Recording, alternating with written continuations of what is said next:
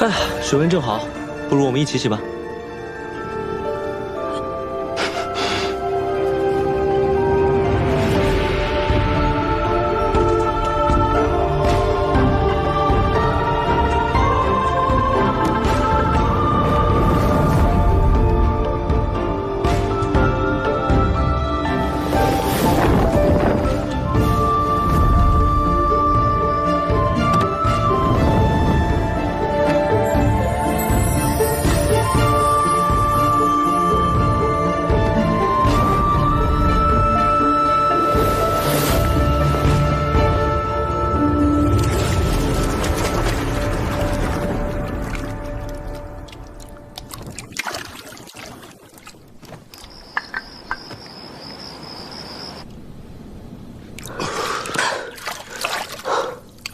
等下，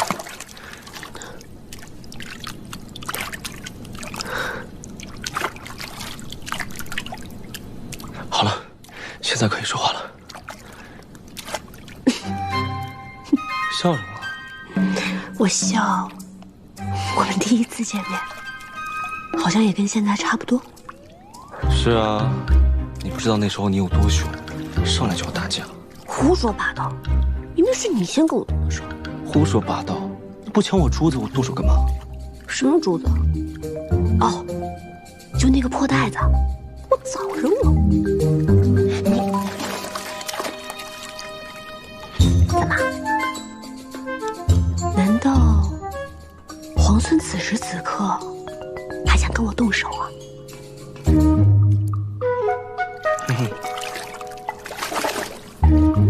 哎呀，说正事吧，你有什么打算呀？什么打算啊？当然是先想法子回趟翠霞郡，再来求公子你了。真的吗？你回到翠霞郡之后，还会来救公子我吗？嗯？你干嘛？看什么？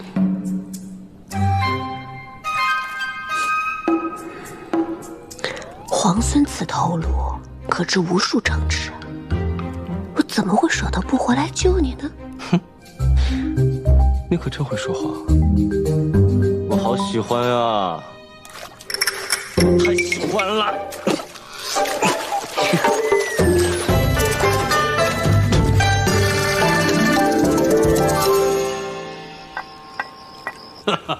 想不到这崔公子真是个怜香惜玉之人呢！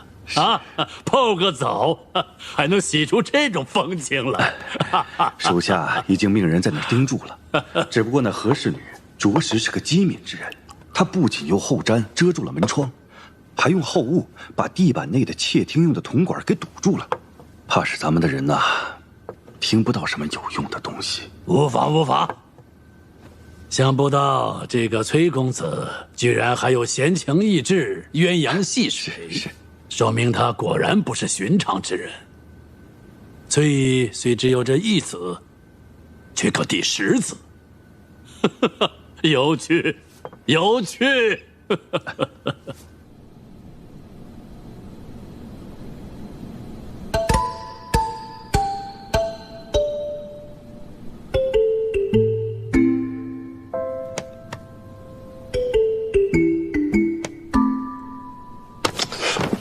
干嘛？我想问你一句话，问什么呀？你还没有告诉我你名字。你不是知道我姓何吗？你们家公子平时怎么叫你啊？你问这个做什么呀？我当然是怕在韩丽面前露馅啊，我总不能叫你何氏女吧？你不愿意说，我就随便给你取一个。你能给我取什么好名字啊？以你的德行，肯定是要给我起什么阿猫阿狗的破名字。你还别说，你挺像阿猫的。你叫我阿锦吧。哼，又想拿假名字来糊弄我，我才不叫。不如我帮你取一个，叫阿道。或者阿轸也行。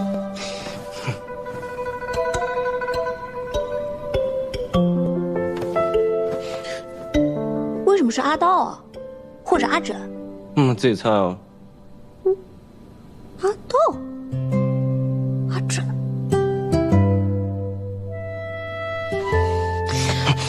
你是不是在笑话我啊？2次假扮有孕的娘子，一次肚子里面塞着稻草，一次塞着枕头。我哪敢啊！那我的身世来历你都知道得一清二楚，我不过问你的名字而已，你都不肯说。我担心韩立起杀心，要是我被杀了，连你叫什么名字都不知道，那岂不是很可惜？哼，好凶！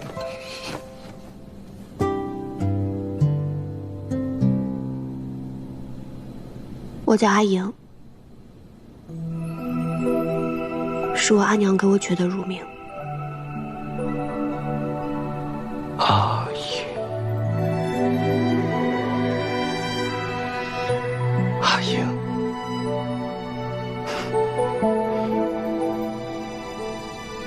这名字真好听。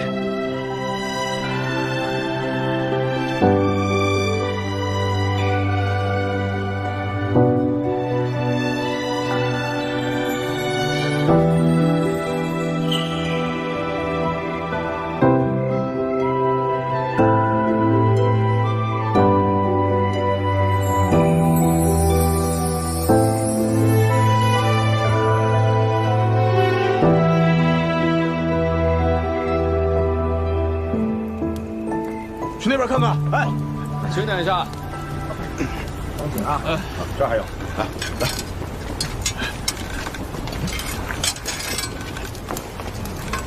大哥，看，兵器收起来啊！兄弟们，新兵器怎么样？没受伤吧？没事。给他。哎，小裴将军，有个事俺不明白，能不能请教你？嗨，客气，说。哎，怎么稀里糊涂，镇西军就从望州撤出来？怎么又稀里糊涂，俺们又跟着小裴将军你一块又打回望州了？哼，这事儿啊，我和石七郎他商量过，如果说是敌人势大，那咱们就不能死守望州了，只有佯装撤退，然后在望州城中埋下暗桩，之后在他们的军粮还有饮水中投毒，然后传播消息，动摇军心，伤其根本，最后咱们再里应外合，重新夺回望州。原来是这样，自然是兵不厌诈了，有道理，是不是长耳？那走进城。好，走。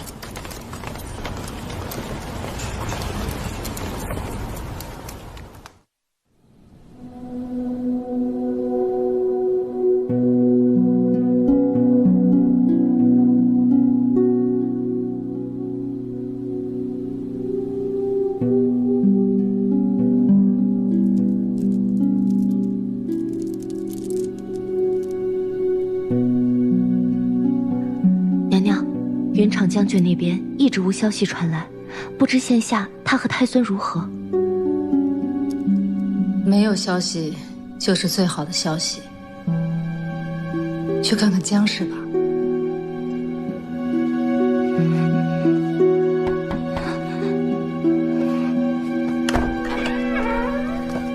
太子妃，今时并非往日，还是不要再如此称呼了。是，萧妃娘娘。这几日身子如何？妾觉得还好，只是日夜担忧。不要忧心，我今日来就是要告诉你，我已经想到法子了，不过还要等些日子，才能悄悄送你出宫。娘娘大恩，妾没齿难忘。快起来，你腹中怀的是太子的骨血，我自然要想法子保你周全。娘娘，此处不宜久留。我走了，有何事，你知道怎么找慎娘。是。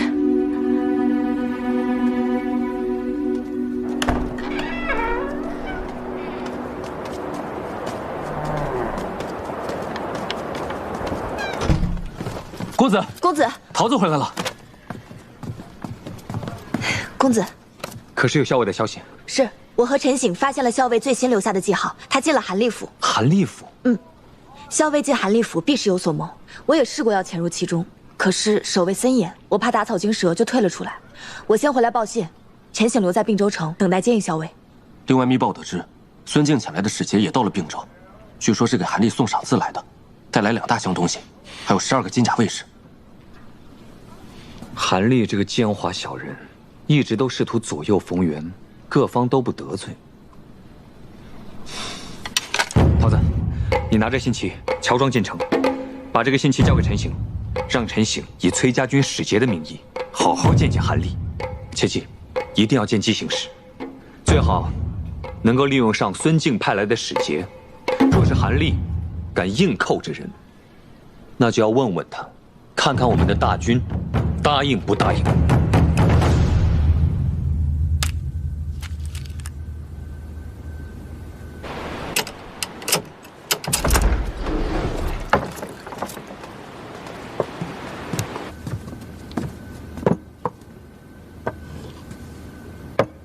这是今日新摘的话。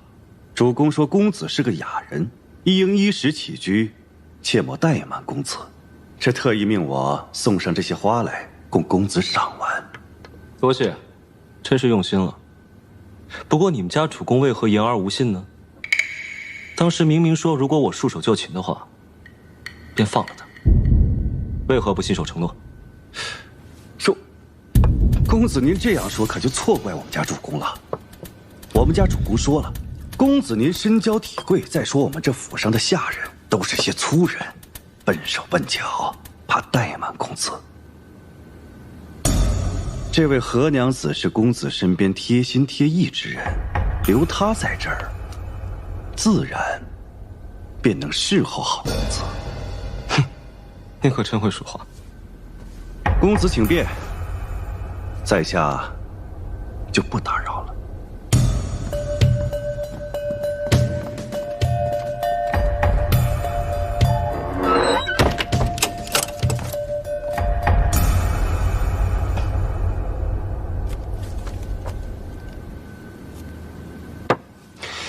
哎，不许动！你还挺悠哉啊！反正被困在这儿，闲着也是闲着。跟我来一局怎么样？好啊，那得有彩头才好玩。彩头？那这样吧，如果我赢了，你就把你头上的发簪给我，当抵我的珠子。那你要是输了呢？输了你就少分我1半粮食。谁说过要给你粮啊？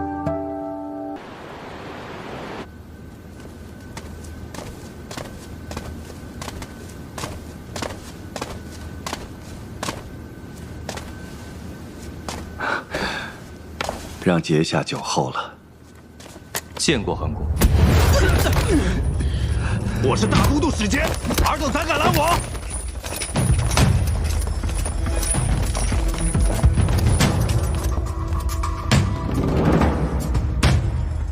韩公可知瞒着大都督，私下结交崔乙，是何罪行？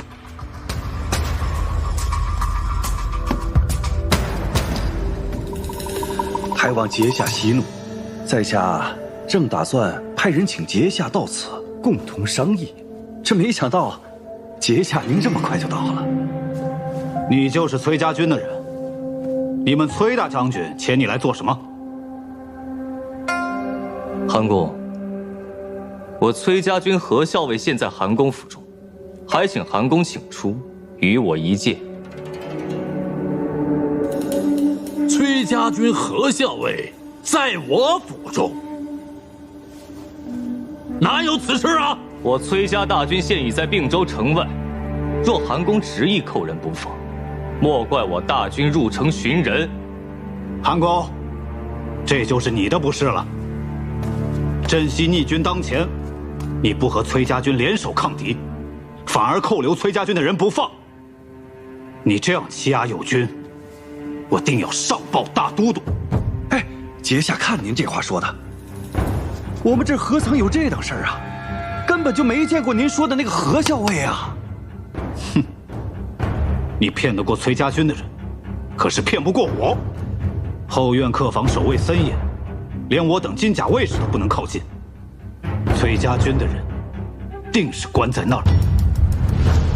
走，我带你去见何校尉。多谢节相。不必，不必。我这就请崔公子和何校尉出来。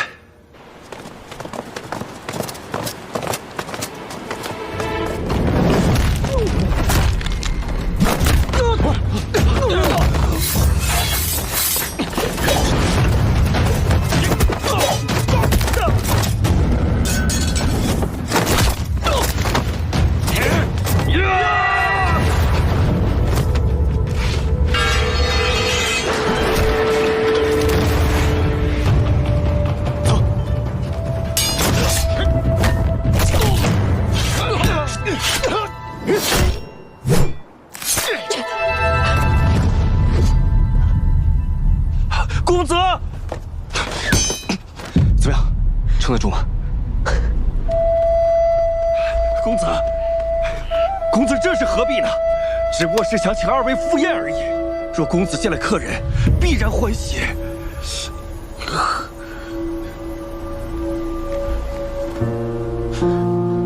带路。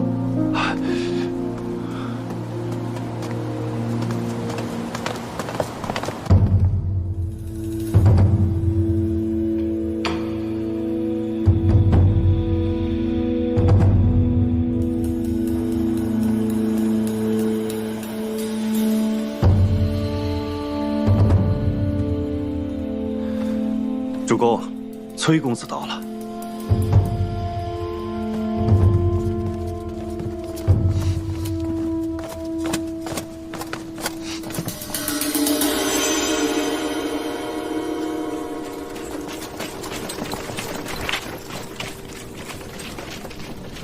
公子真是娇宠美人呐！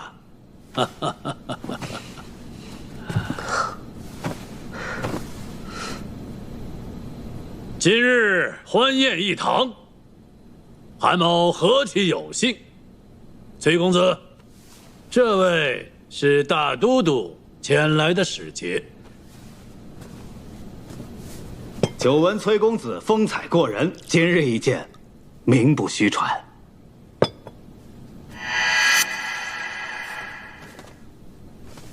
见过公子，崔家军现有数万人已在并州城外，任凭公子差遣。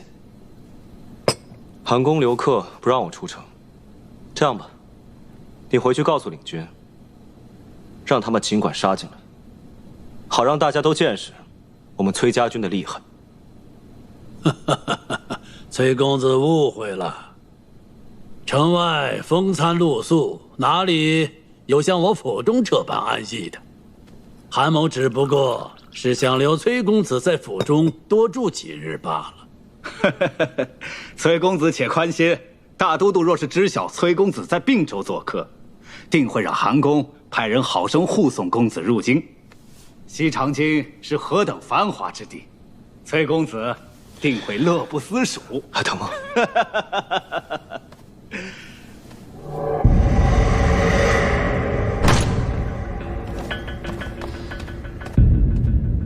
我待大都督邀崔公子入京，崔公子如此目中无人，是看不起我们大都督吗？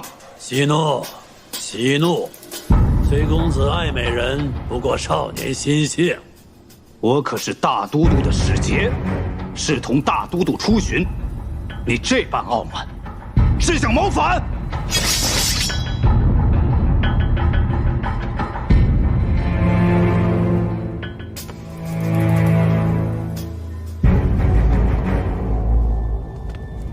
节下息怒，你有所不知吧？此何氏女，乃崔公子心爱之人。既然如此，那就让这位何氏女入京献舞，为大都督祝寿。节下此话何意？可是羞辱我崔家军。他脚伤了，跳不了。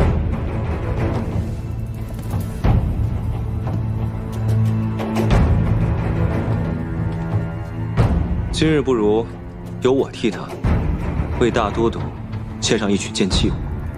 妙哉！哈哈哈哈！不意今日竟有如此眼福啊！来人，上剑！不必了，借韩公佩剑一用即可。崔公子有所不知，韩某这把剑乃君子佩剑，未曾开封啊。无妨，我不过是舞剑，又不是杀人。哈哈哈哈哈哈！公子说话风趣得很。哈哈哈哈哈！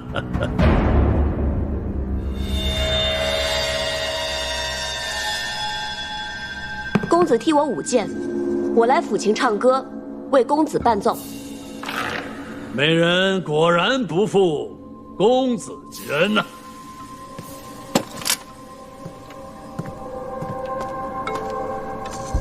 公子，请。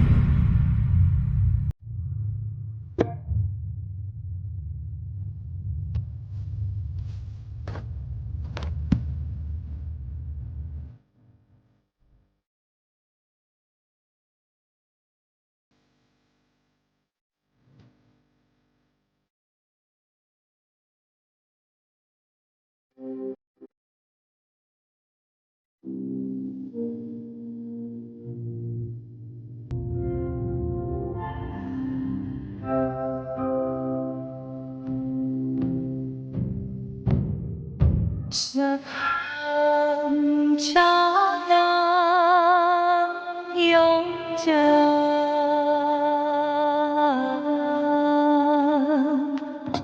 我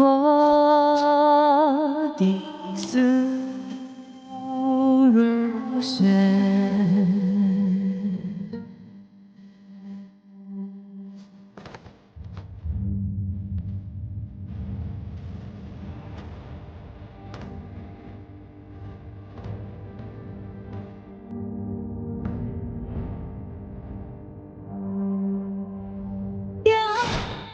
街楼墙壁，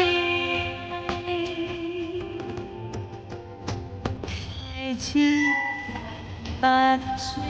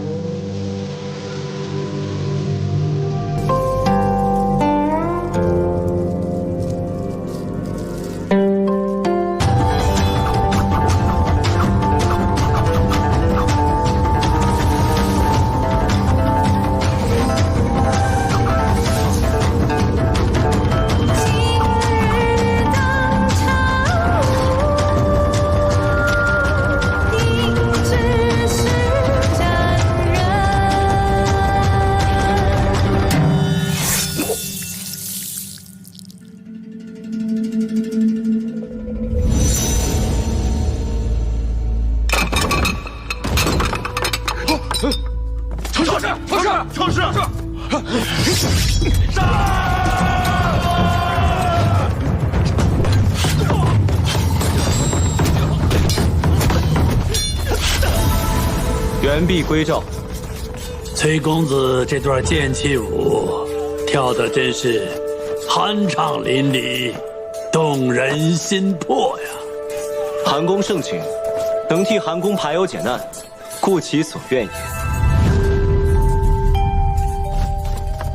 如今大都督的使节已知晓公子在此，坚请相见。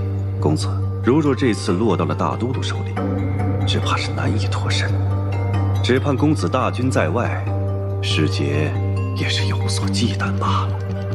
韩公的雅意我们知道了，不过你们家主公也太狡猾了，自己不愿意出手，反倒将这难题丢给我们。公子说笑了。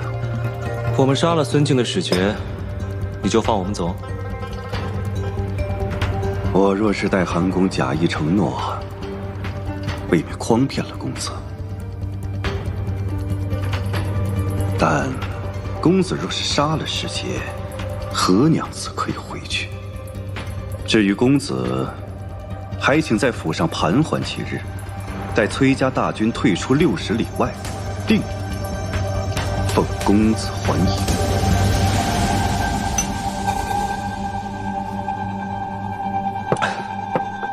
韩公，欢宴虽好，终有聚散。这回你是不是该信守承诺，让他走了？自然，自然。你这伤，回去之后一定要找大夫仔细看一下，别落下病根。嗯。走吧，我送你。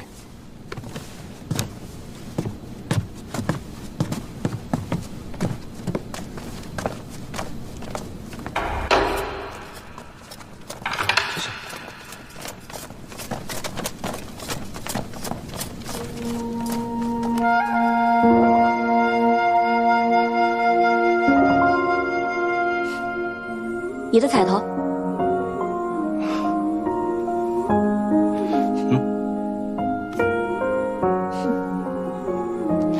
哎呀，你说我这大好头颅，他若是没有了，也不知道会不会有人为我哭。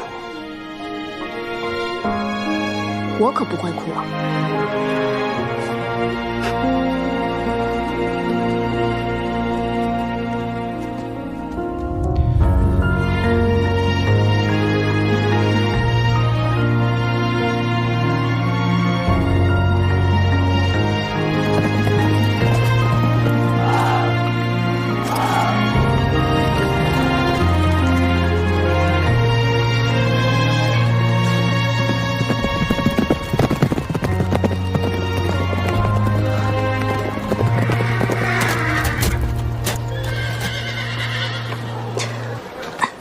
阿莹，公子，你脚怎么了？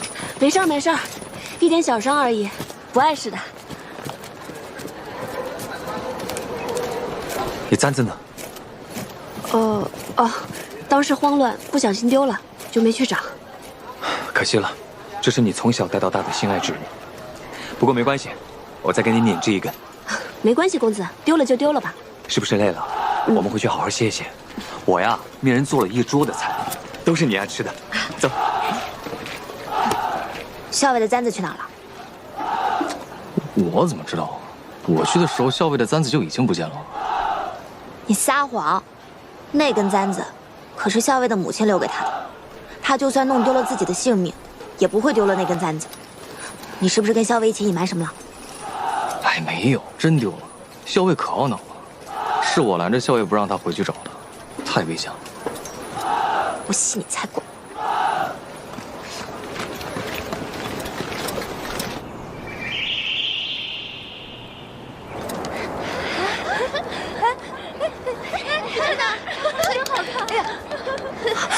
还能再放吗？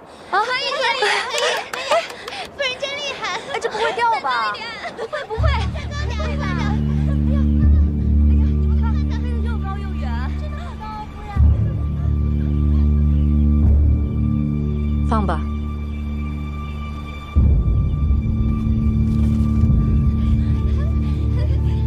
起来了！不会掉下来吧？真好高啊！起来了，真高啊！哇，夫人真厉害！哪来的纸鸢啊？就是啊。哎，不动了，小心！哎，走。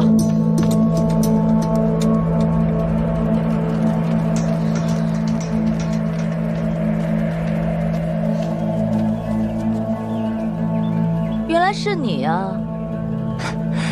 真没想到，如今你还有这样的兴致。只是，你的纸鸢跟我的纸鸢缠在一起了，那就搅了吧。夫人既然这样说，那就搅了吧。哼，是。啊！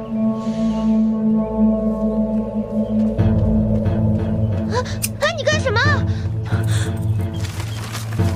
我的这只纸鸢乃大都督所赐，不能有失，所以也就只能缴了魏国夫人您的纸鸢线，还望魏国夫人见谅。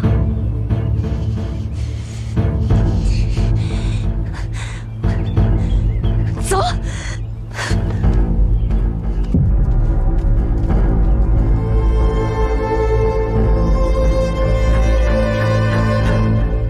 这个萧氏好生无礼啊！他以为自己还是太子妃吗？见到夫人您也不行礼，您可是大都督的正式夫人啊！萧氏不过是仗着从前与主公有旧，如今主公对他也有几分怜爱罢了。哼，这种朝秦暮楚、水性杨花的女人，我不跟她一般见识。娘娘，魏国夫人乃大都督正妻，娘娘如今处境尴尬，为何因如此小事激怒魏国夫人？要将身怀有孕的姜氏送出宫去，便要借魏国夫人之手才行啊。一把缺了口的钝刀，要是使用得当，也可以割开最严密的牢笼。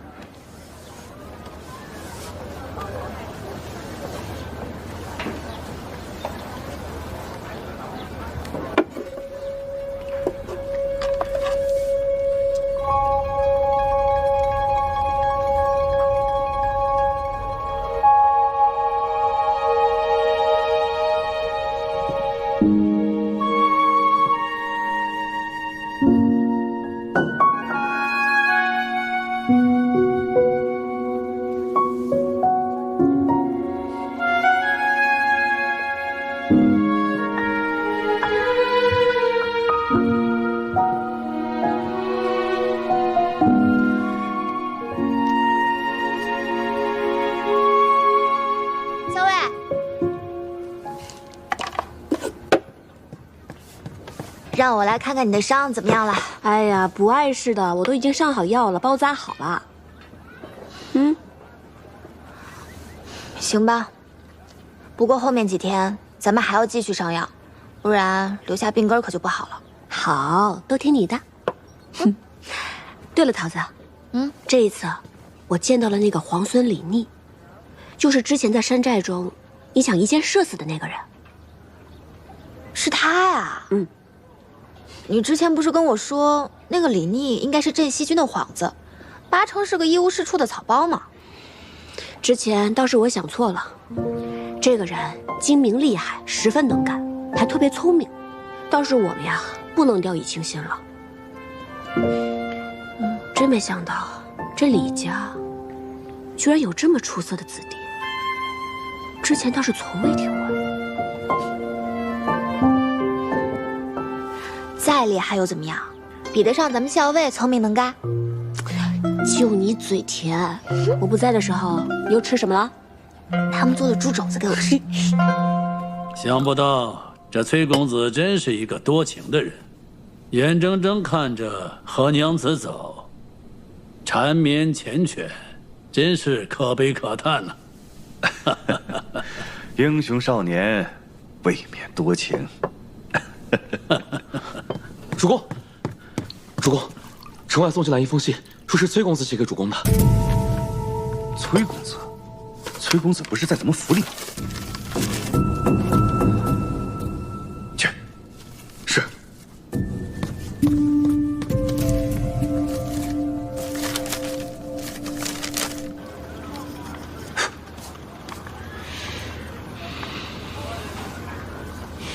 公子，校尉来了。阿莹，我说我去你的营帐，免得你受了伤，还要走动，小心。不打紧的，都是皮外伤。既然在军中，还是我到公子帐中议事比较好。按规矩来。万幸啊，你现在平安回来了。对了，现在的形势，你怎么看？这回镇西军虽然夺下了望州，但是如果没有并州跟建州，他们也无法再向潼关靠近一步。至于西长京，更是遥不可及了。你所言甚是，我也是这样想。我是觉得，既然大军在手，不如攻下并州。只要并州、建州在手，无论是那位孙敬还是那位李皇孙，都得看我们崔家军的眼色。公子，这回我倒是见到这个李皇孙了。其人不可小觑，而且是生平罕见的对手，倒是咱们要注意防备了。他到底是一个什么样的人？竟让你说出这样的话来！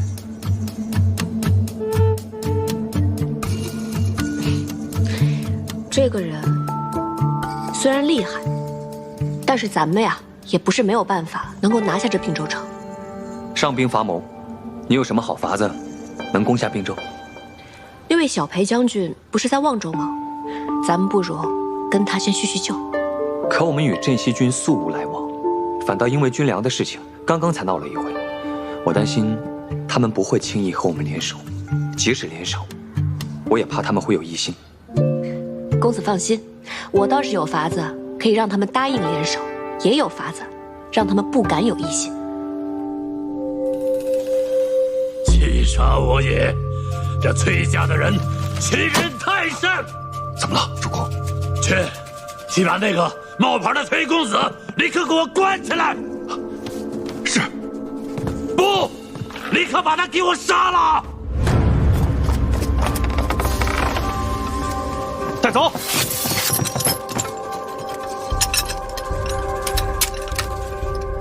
你还有什么好说的？韩公，实不相瞒，我乃崔公子身边的伴读，受他之命来这城中与你商谈重要之事。怎料，韩公误将我认为崔公子，在何校尉的示意下，我只好将错就错，但我绝无任何欺骗韩公之心。我为崔家出生入死，却没想到今日被他们出卖，更没想到成为弃子。既然你知道自己是弃子，你还有什么用处？韩公，既然崔家不仁，那我就不义了。我有一计，能解韩公燃眉之急。哦，我知晓崔家军日前劫了镇西军的粮，镇西军缺粮缺得厉害，对崔家也是恨之入骨。韩公不如派人前往望州，与那李皇孙商量商量，两军联手灭了崔家大军，韩公解围，镇西军得粮。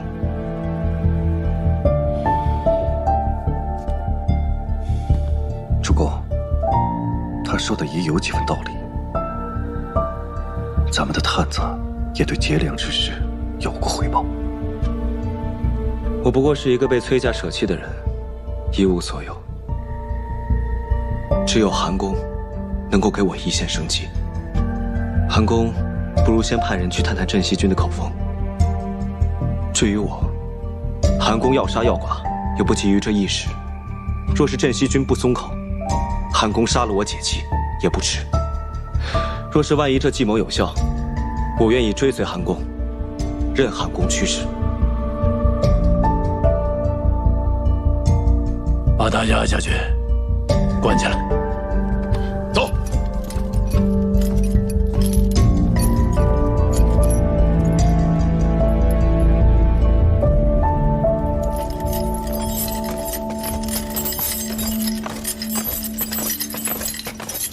把人带来了，把他关到这个牢房。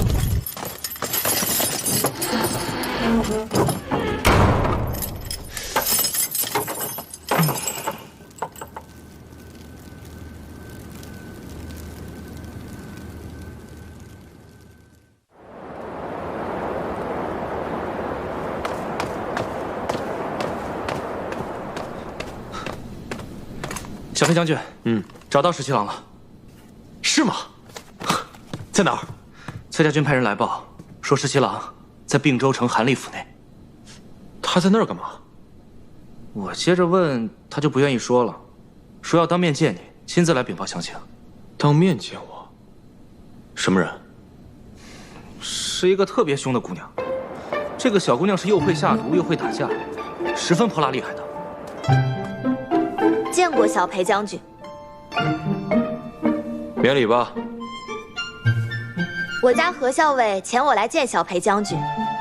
李皇孙的下落是我们崔家军送给小裴将军的一份大礼，以此来展示我们崔家军的诚意。说起来，这李皇孙和我们校尉也是颇有缘分。在这之前，我们家校尉救过李皇孙几次，这一次呢，也不忍心看他殒命，所以我们崔家军才愿意和小裴将军联手，一起救助李皇孙。是吗？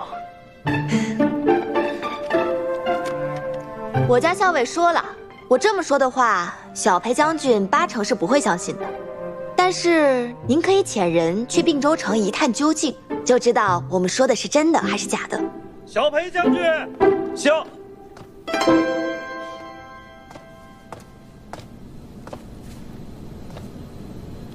哦，我们家何校尉还说，如果我到的时辰没错，那这个时候并州城韩立府也会遣人来，有要紧的事与小裴将军商议。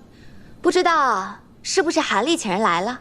哎，我说你这小姑娘怎么这么闲呀？真是韩立府遣人来了。是的。看，我们家校尉算无一策。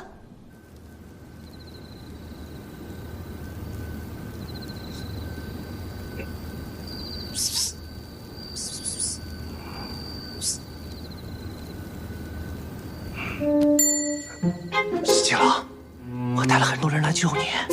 多少人6个。回去吧。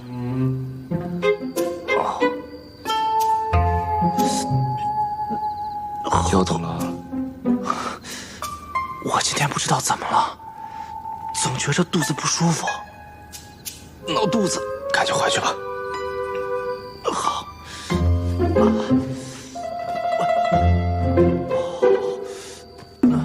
校尉，你真觉得镇西军可以联手吗？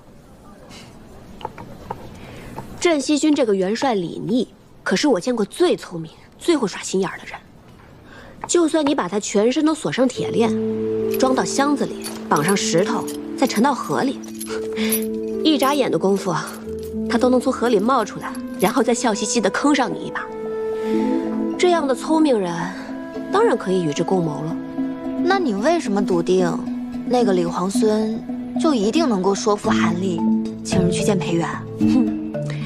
这个李逆最擅长的就是死里逃生了，我已经算准了，他一定会说服韩立，再给韩立设下一个局中局。既然如此，我们为什么不好好利用他的局，来做咱们自己的局呢？你还真有几分本事。裴元居然答应了，说愿意与我们并州前后夹击崔家军。不过呢，他有一个条件，除了崔家军粮草归他所有之外，他还要借道建州南下。说实话，那裴元若是什么条件都不提，韩公反倒千万不要相信。既然裴元提出了条件，那么我觉得这件事情倒有8分可行。你说来听听。韩公可以假意答应借道，建州地势险要，韩公手中的守军可以借助地势以一敌10。待镇西军进入了霞洛谷，前后这么一掐，便可重创镇西军。先灭崔家军，后重创镇西军。届时，只怕是远在京城的孙大都督也奈何不了韩公您。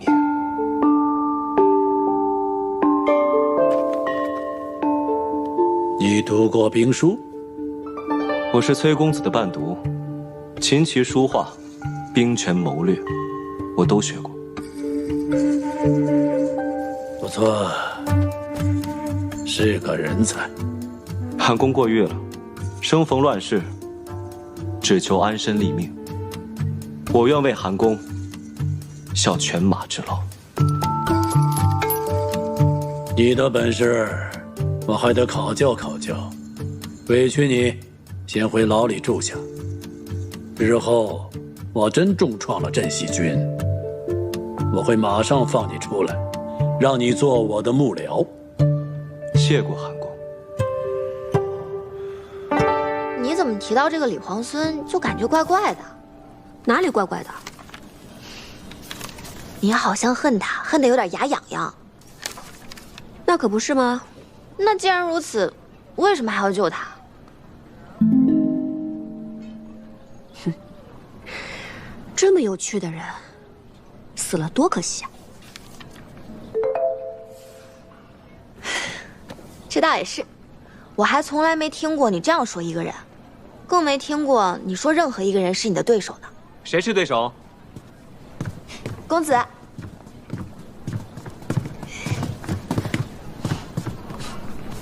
没什么，在跟桃子闲聊呢。阿莹，我有样东西要送给你。你母亲留给你的那只簪子，我知道，你丢了一定很难过。看，是不是和原来那只很像？真的很像。我亲手做的。来，我给你戴上。公子，原来那只簪子对我有着不同的意义。就算很像，我也不想拿其他的去代替它了。谢谢公子的心意，这一只我会好好收起来的。好。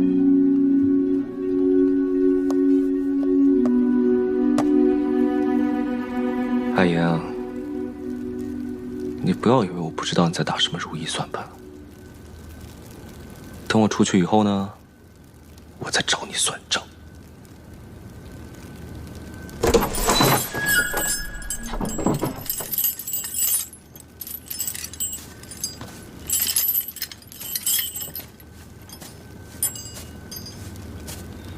韩公让我来看看你，怕你在这儿心里委屈。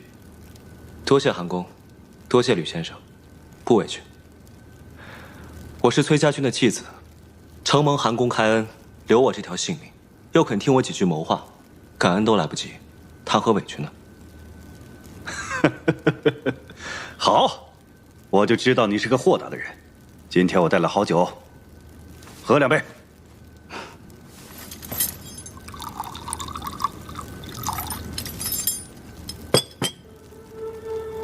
这酒真香啊！韩公的佳酿怎能不香？有道理。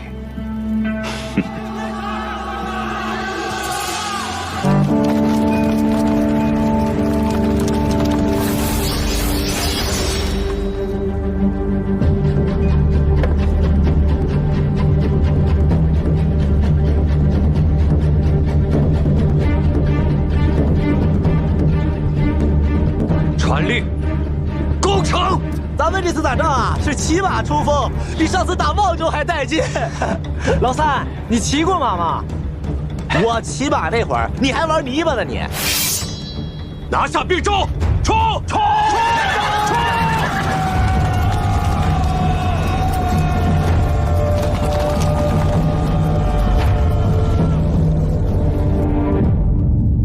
小的这就派人去打探，快去！是。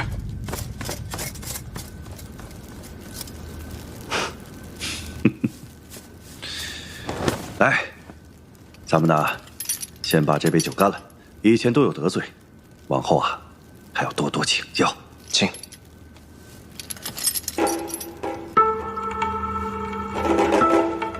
好酒。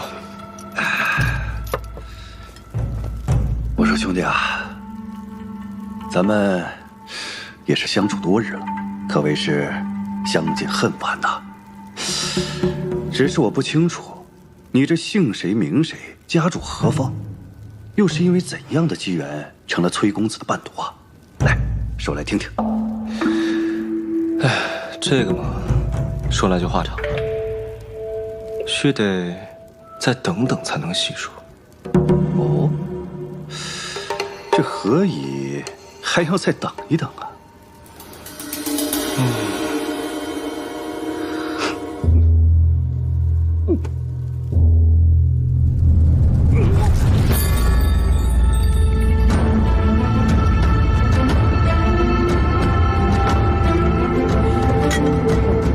什么声音？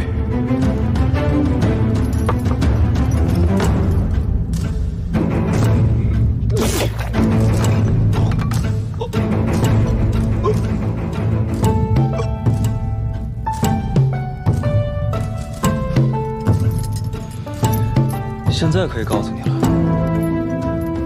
我叫李逆，排行17，先帝之孙，辽王之子，镇西军主帅，平叛天下，杀尽逆贼，记住了吗？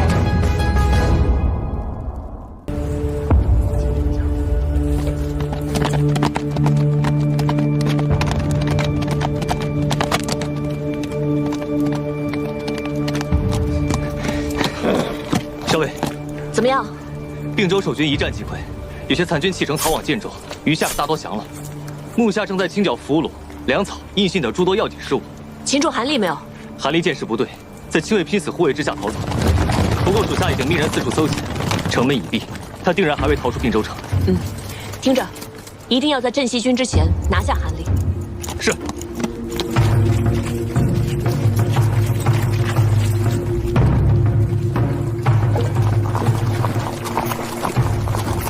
来人呐！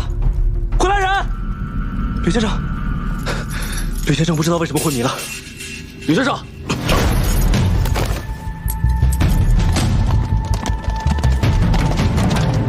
有人越狱！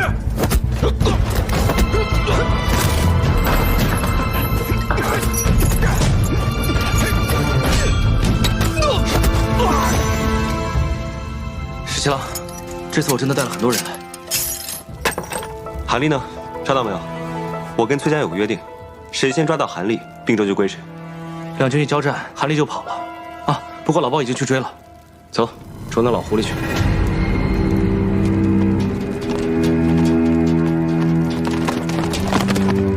陈庆。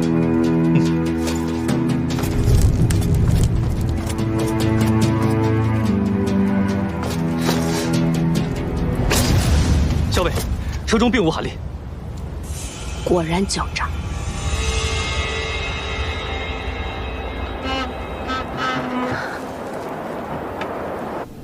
秋翠，没事的，咱们楼下不是有家丁守着呢吗？任谁都闯不进来。小姐，我听人说破城的军队会四处劫掠，无恶不作，家丁们拦得住他们吗？如若拦得住，那自然平安无事；如若拦不住，此时害怕又有何意呢？都怪三小姐在相爷面前挑拨，小姐这才不得不自请到并州祭祖。要不是因为三小姐，咱们怎么会到这并州来？又怎么会身陷险境？秋翠，不要乱说。三姐说的对，父亲有6个女儿，唯有我，自幼既不聪慧，又无一技之长。如果再不勤勉些，岂不更是一无是处了？那是三小姐胡说，小姐您千万别往心里去。孙大都督要用父亲为相，父亲坚决不允，因此蒙难入狱。京中各大士族，哪个不暗赞父亲有气节？如今父亲好容易出狱，却不得离京。我可以替父亲回并州祭祖，是我的福分。小姐这般，何时才有出头之日啊？如今连府中那些下人都敢给小姐脸色瞧。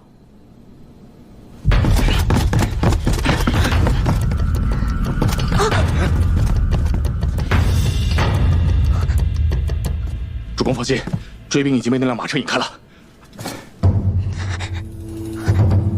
府中有什么藏身之处？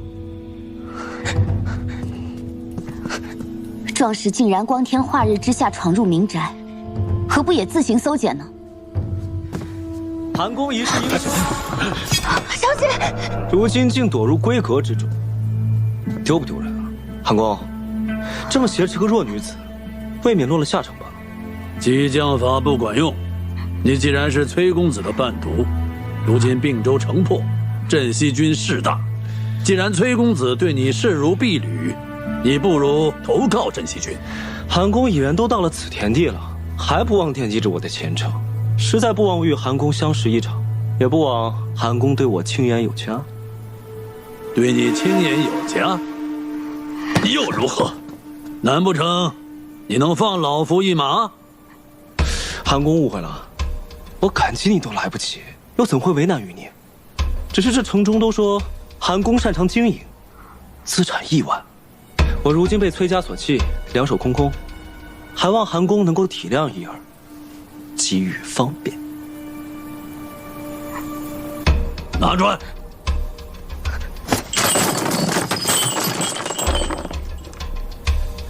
这些珠宝价值连城，你不如拿了去投靠镇西军。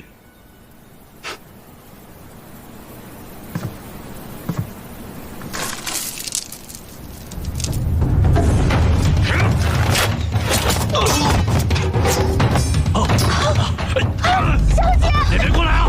小姐，过来，我掐死他！小姐，小姐，小姐。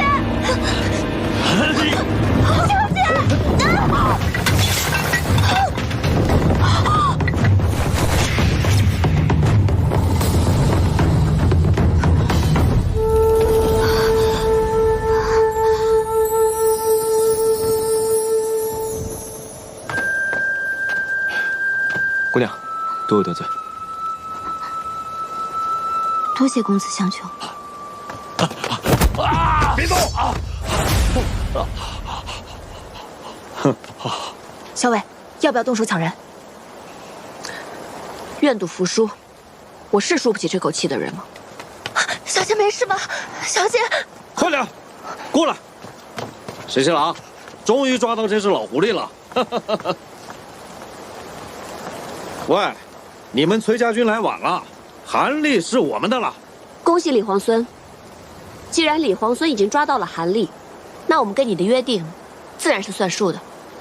这并州城，就归你们镇西军了。嗯，承让承让。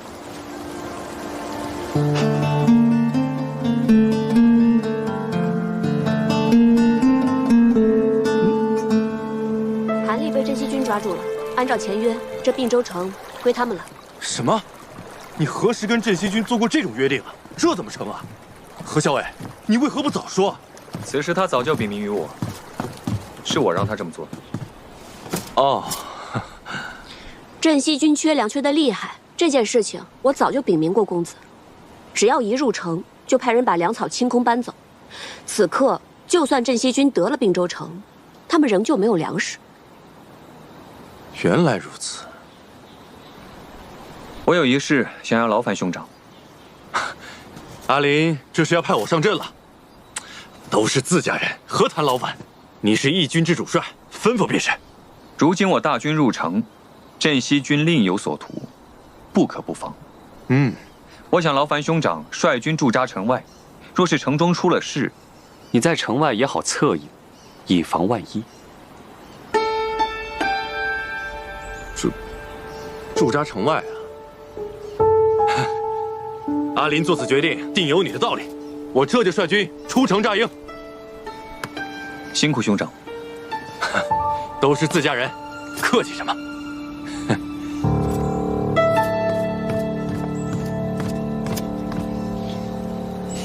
知道你不喜欢他，所以我就把他打发到城外去了。多谢公子，我就说怎么没有看到阿树呢？原来一早公子就把阿树派到城外，准备盯着崔离了。知我者，阿莹也。喝茶，给你倒。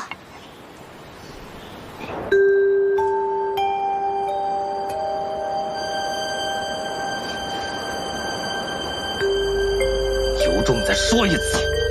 行，尼尔贝，我就再说一遍，你们崔家军马上交出无理挪寇的粮草，全部推出城外。我们镇西军乃是天子宽和仁义之师，看在咱们同为天子秦王的份上，就让你们在并州城休整一晚，再离开，怎么样？我们镇西军够仗义了吧？并州城是我们打下来的，粮食先入城者可得。虽然我们与你们有约在先，但也是你们占了并州城，凭什么让我们把粮草给你们？以为拍桌子，老子就打你吗？并州城是我们两军一起打下来的，没有我们镇西军，韩立早跑回建州反攻并州了。你真敢说？我说了，还我粮草！你再说一次！你是真二倍还是假二倍啊？若不是我们率军攻城，你没有时间抓韩立。还我们粮草，滚出并州城！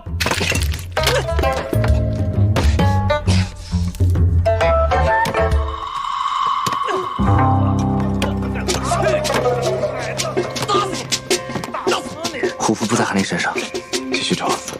是。让你兔崽子，让你胳膊的！他们在翻查韩立府，角角落落都没放过。那你敢打我？去你的！滚出并州！看来虎符并不在韩立身上。哎，对面那个崔公子在战场是威名赫赫，谁知见了真人，却是一个弱不禁风的公子，人不可貌相。不就是个小白脸吗？敢说老子攻城没出力？老子出力的时候，你还在吃奶呢！有本事打一架！来，怕你就出去！来看老子怎么收拾你，兔崽子！罗伯，这是我一大早突然买的，都是你喜欢吃。谢谢公子。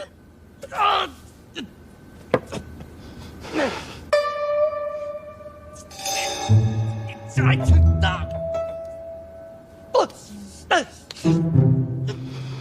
好吃。打哪儿呢你？我帮你擦擦。住手！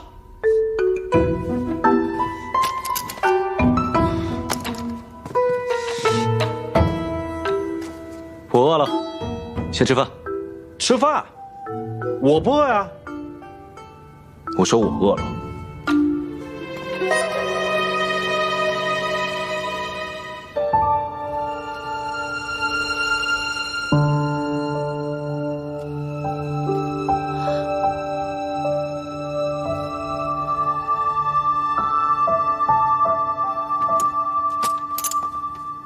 哼！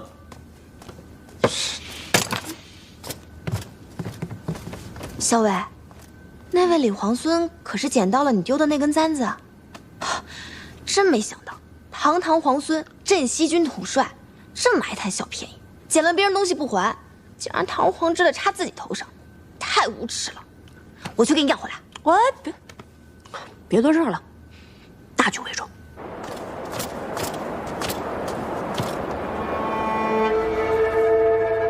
何校尉的簪子不是说丢了吗？为何会在李宁那里？是何校尉送给他的。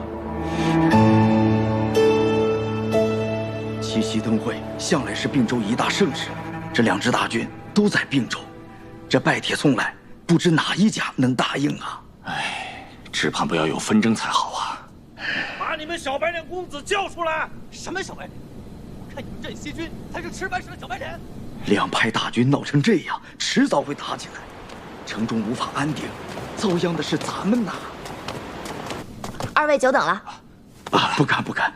我家公子说了，并州城大局初定，人心惶惶之际，正是需要举办一场热闹的灯会，百姓们放了心，日子才能过下去。百姓们过得好，才是我们起兵勤王的初衷。到时候，我们崔家军上下，包括我家公子皆会出席，届时还要有劳二位。是。看来镇西军是不打算出席啦。不是，你家公子把我家将军吩咐的话都说完了，镇西军上下也皆会出席。啊，多谢多谢。耳朵那么厉害有什么用？嘴那么慢。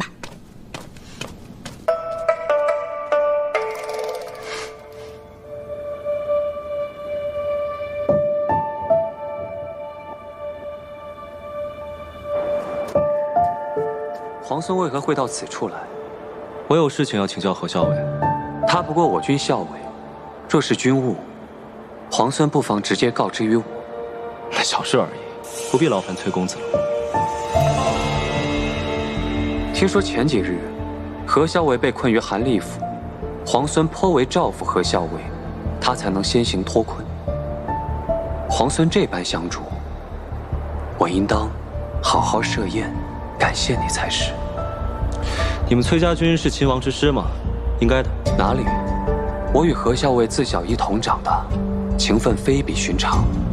皇孙如此照拂何校尉，就等同于照拂了我。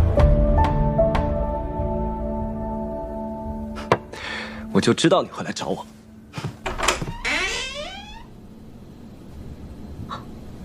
公子怎么来了？就是忽然想来看看你。见过皇孙。年里，今日事起仓促，姑娘没有受伤吧？需要找个大夫瞧瞧吗？方才军中小裴将军已嘱咐大夫来看过，幸儿只是有些小小擦伤，无碍的。妾是特意来谢过皇孙的。今日若没有皇孙，妾早已命运黄泉。不必客气，举手之劳而已。也不用叫我皇孙，在军中叫我君侄就行。进来吧。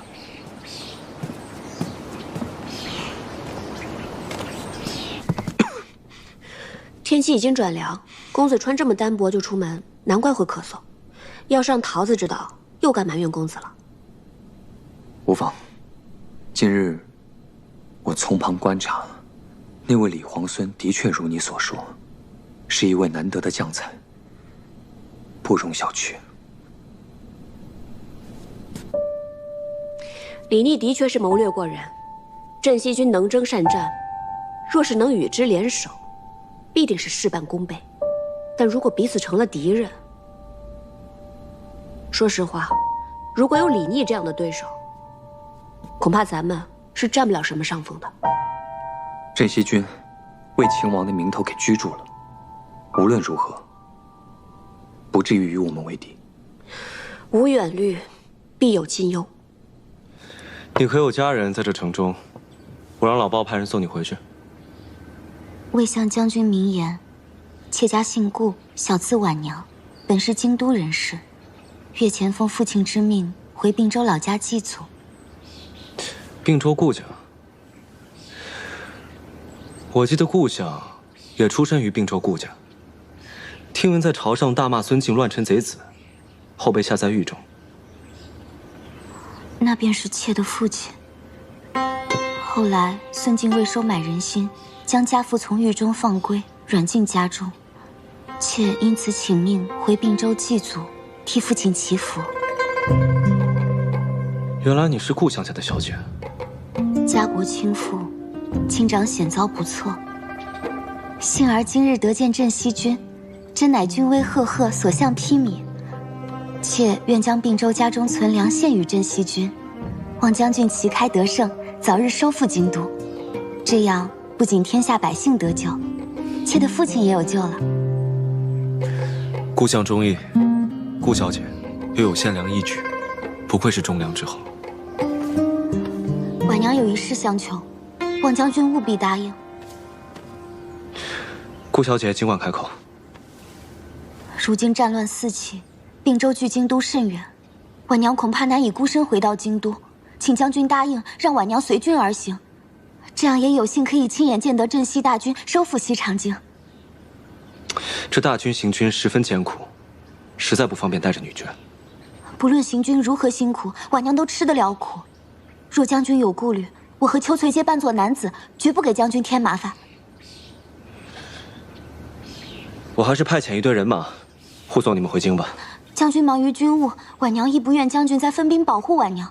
只要将军答应让婉娘远远跟在大军之后就行。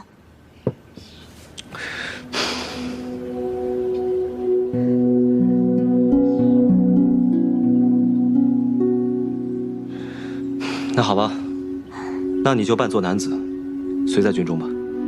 多谢将军。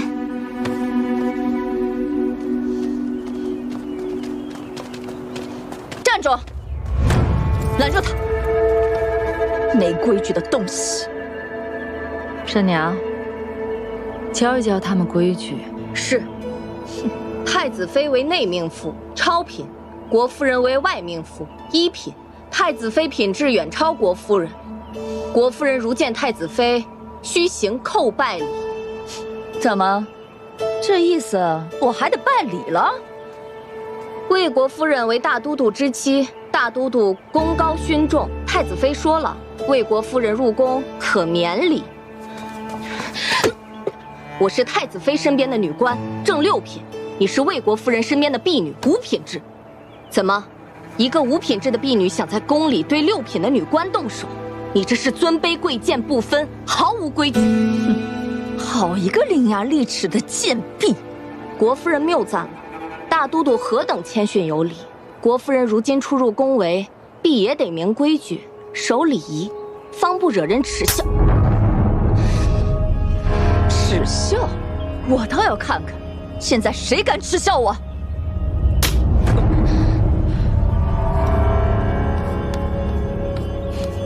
没规矩就得叫！你个贱人！哎呀，阿姐不要再哭了。不瞒阿姐说，外面这风言风语传的确实难听。可毕竟这萧氏是先太子妃，先太子既然已经自强，他若是个懂事的人，就该训了先太子。即使不训，也应该出家入道，为先太子守节。不过大都督如此英明睿智之人，怎么偏偏被这萧氏所迷惑？他定是给你姐夫下了蛊。你想想，这么多年，在这府里上上下下这么多的姬妾，他何曾偏宠过一人？再这么下去，可怎么了得啊？阿姐莫慌，如今前方战事连绵，大都督还指望我们陈郡元氏替他征战筹粮，必得给我等3分薄面。只是这个萧氏一心留在宫中，说不定有什么不可告人的图谋，不愁抓不到他的把柄。届时我与叔伯兄弟们商议，劝大都督杀了这个妖孽，替阿姐出这口恶气。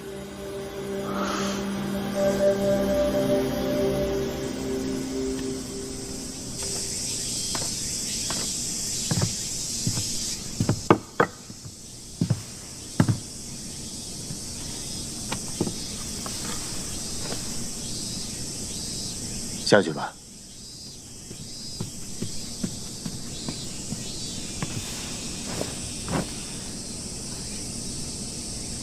哼，河汉经节俭，想去复几许？哼，既然又到七夕了，当年就是在七夕那晚，你我第一次相遇。早知今日，当初莫若不相逢。你又说这种负气的话，难道还在为魏国夫人置气呢？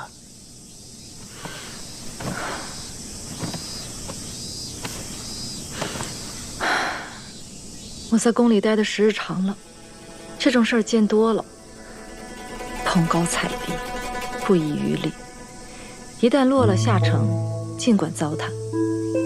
今日，魏国夫人掌过我的女官，我若不还手，哪一天，她还会下令镇杀了我？难道大都督会为了我为难你那堂堂的正妻吗？那倒不至于吧。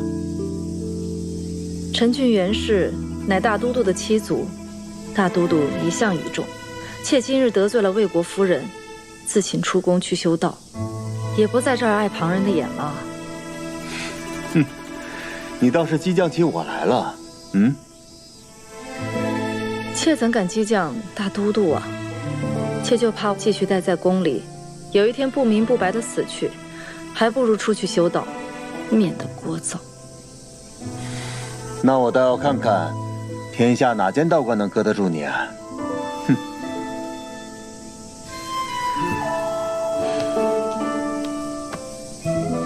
你给我建一座道观，要在山清水秀之处，离西长京很近，这样你出宫就很便宜。不过，也许等我出宫不到3、5日，你也就把我忘了吧。你真的要修道？我不想待在宫里了。魏国夫人不是一个心胸开阔之人，免不了处处为难我。再说，这宫里的人人人一张利嘴，我不想被他们说3道4的。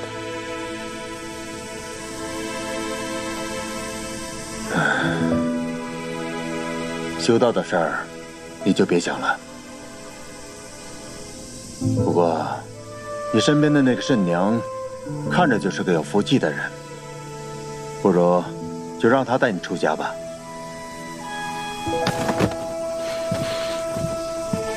大都督还是说出了实话，为了魏国夫人的情面，居然让我的女官出宫修道，那还不如赐我一壶鸩酒，让我和慎娘即刻饮下便是。她是你的女官，冲撞了魏国夫人，总要个交代吧？那魏国夫人的婢女呢？是她冲撞了我，难道也要让她出家修道吗？你看你，什么事情都要掐尖要强的。大都督若一视同仁，处置那婢女，我就让慎娘出家修道，否则免谈。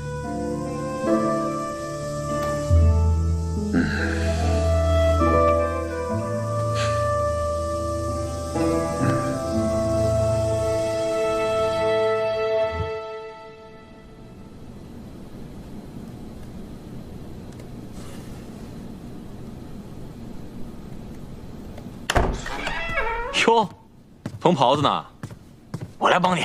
得了吧，缝的还没有我好。上次缝你自己那个烂袜子，针脚长得跟蜈蚣一样。哎，问你个事儿啊，我听说你让顾小姐穿男装，随咱们大军一起走是吗？是啊，人家一个人带着一个丫鬟，想回京都，千里迢迢四处打仗，没准就把命丢在路上了。与其这样，不如跟着我们大军一起走。第一次啊，我第一次看到你这么怜香惜玉。你是不是不打仗就会闲得变成街边碎嘴的老太太啊？哎呀，不是，我是真觉得这个顾小姐不错，配得上你，配得上。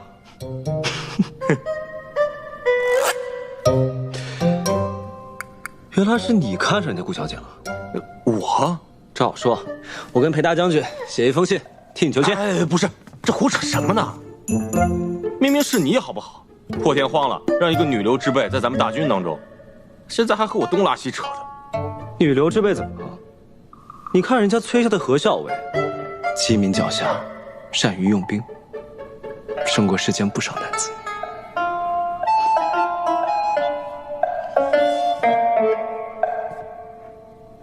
哎，我听你这话的意思，你看上的不是那个顾小姐，而是那个何校尉吧？胡说八道！我胡说八道？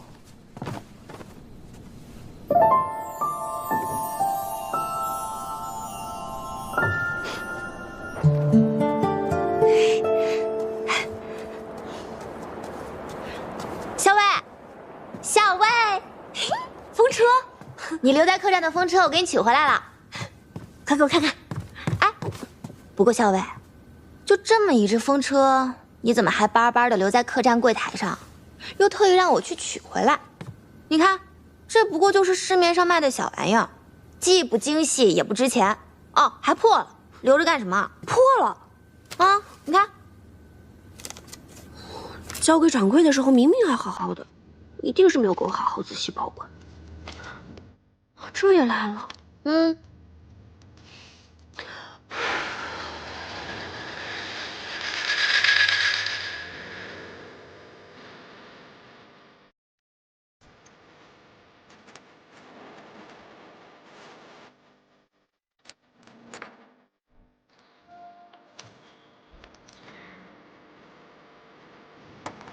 不是这么弄的，小心被面条伤到手。我来吧，这种粗活不适合你。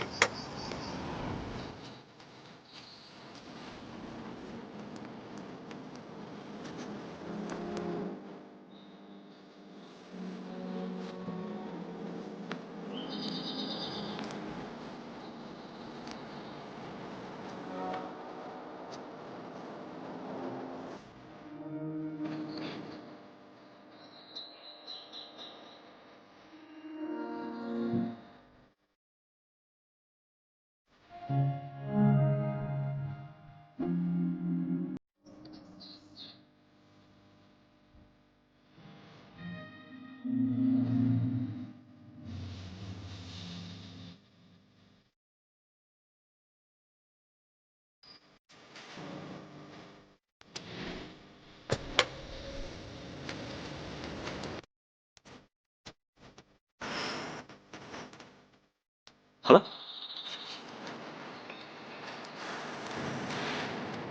明天晚上一起去看灯会。你不用主持大局吗？那无聊的差事，我早就推给别人了。你呢？要陪崔公子吗？不用啊。那说定了哦。嗯，说定了。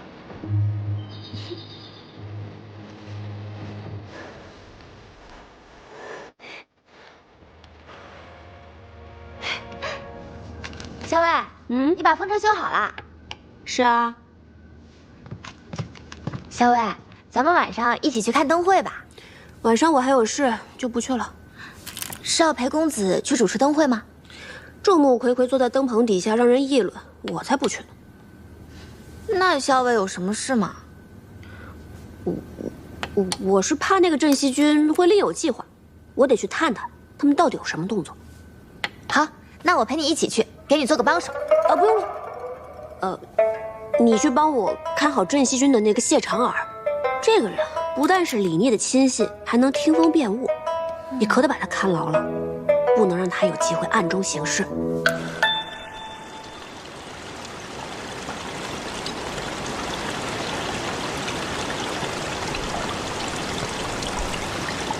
哎，我说耳朵啊，你怎么愁眉苦脸的啊？明天晚上七夕灯会，石七郎下令当众斩杀韩立，为镇西军立威。是啊，石七郎让咱们布置的，不都安排好了吗？可是他让我引走桃子姑娘，不让她跟着何校尉，这是为何？既然是有人不想让桃子跟着何校尉，自然是有人想跟着何校尉啊。你就照石七郎说的做吧。可是我如何才能引走桃子姑娘？把她打晕。他又会下毒，心眼又多，我真要跟他动手的话，我不是他对手啊。我说你啊，就是个榆木脑袋，你把桃子姑娘约出来看灯会不就得了吗？哎，给，好好想想吧。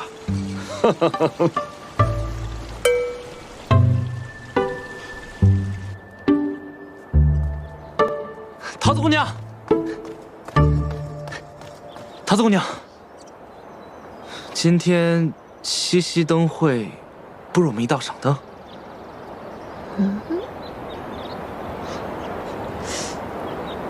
你为什么邀我一起看灯啊？因为今天就我一个人，其他人都有事。我看桃子姑娘你也是一个人，不如我们就一道。所以你是闲极无聊才邀我一起的啦？不是桃子姑娘，我没那个意思。哎，算了，你就当我没说吧。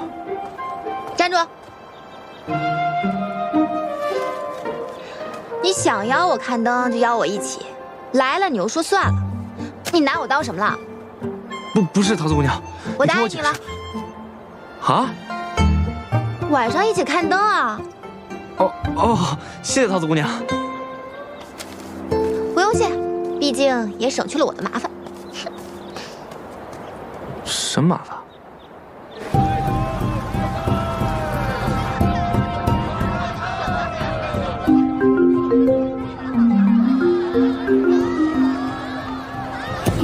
小心！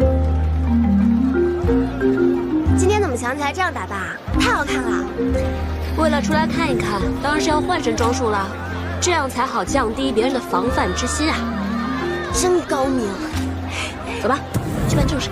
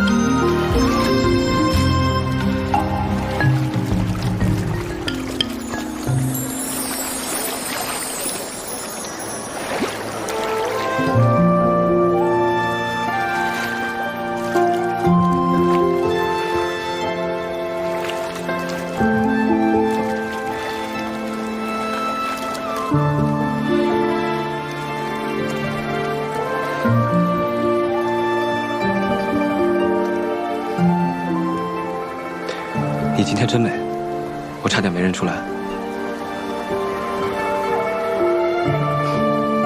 请。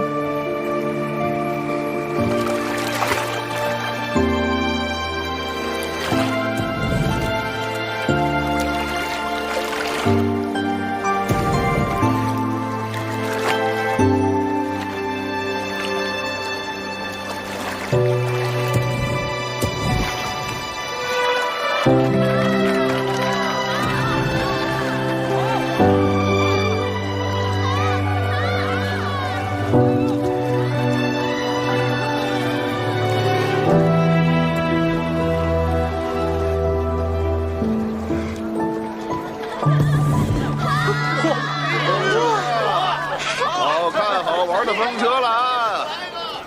哎，老张，我想要个风车。啊，你选吧。哎，就要这个吧。好嘞。付钱。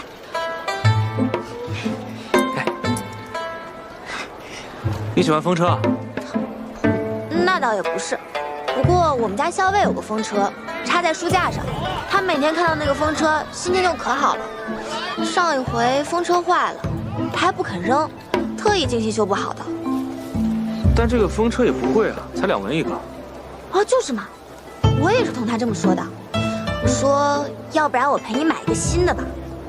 但是他说我不懂，说什么风车不能自己买，要别人送的才有趣。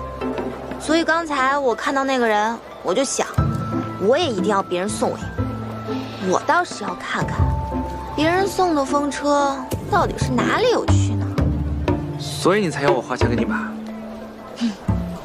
给本姑娘买风车，你应该觉得很荣幸吧？荣幸荣幸。不过这别人给买的风车，到底哪里有趣？我怎么看不出来？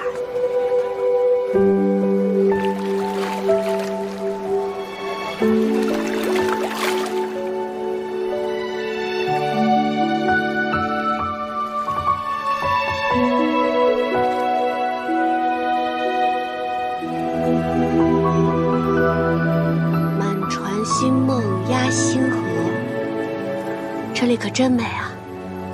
导览关的星星比这里要大很多，也要低很多。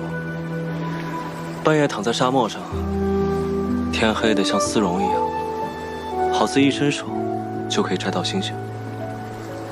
在我们平凉有一望无际的草原，小的时候，爹爹带我出去打猎，有的时候我在马背上睡着了，醒来一睁开眼睛，看到天上的星星一颗一颗的，就像快要掉下来的糖粉一样。我从小在京中长大，自从学会骑马之后，我便经常独自一人驰马去乐游原。乐游原是京中名胜之地，它的地势奇高，站在那儿可以俯瞰整个京都。万树鸣蝉，隔岸红，乐游原上有西风。西河自称鱼泉宿，不放斜阳，更向东。原来你喜欢这首啊，可我喜欢另一首。等等，我知道你喜欢哪一首。什么？离离原上草，一岁一枯荣。野火烧不尽，春风吹又生。是不是这首？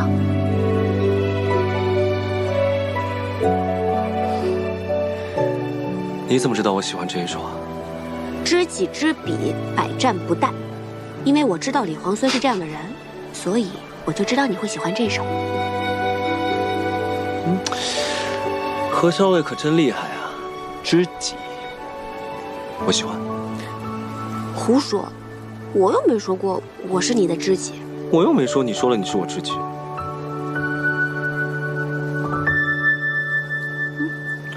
哎，我的裙子怎么都湿了？穿漏水。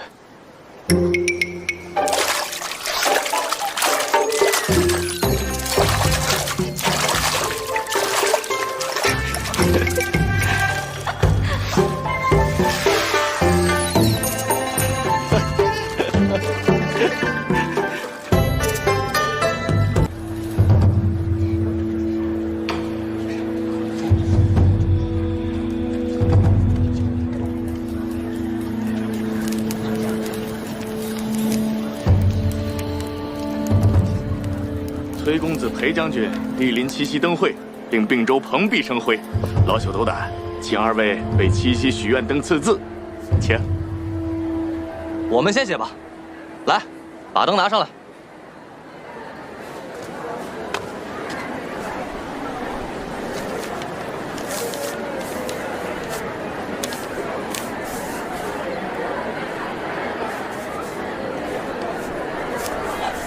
好字，好寓意。哎，小裴将军，咱们就写些实在的，就写啊，都娶上娘子，都拿上来吧。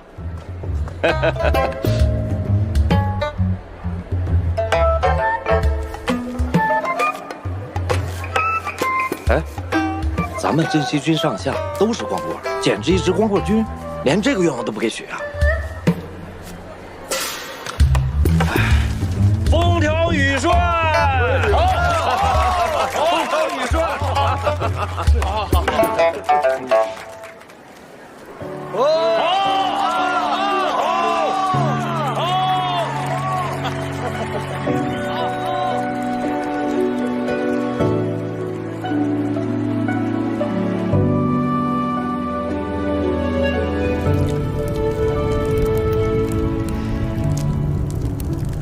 哎呀，这要是在劳兰关啊，生这么一堆火，必然要烤一只黄羊，烤得油滋滋的，别提有多香了。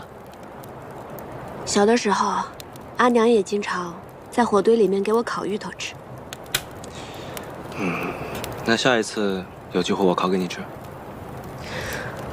说的我都有点饿了。走，带你吃东西去。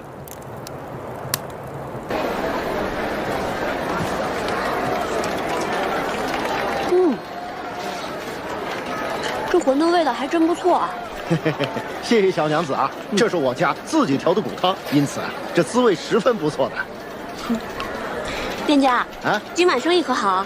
哎呀，这会儿没多少人啊，所有人都挤去看斩韩立了，杀头啊，杀的还是那个原来威风凛凛在并州城的韩公呢。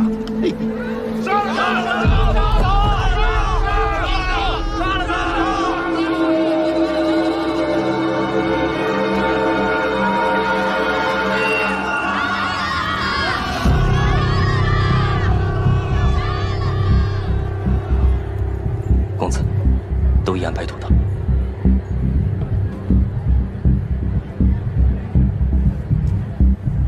时辰到，杀韩立，聚河山。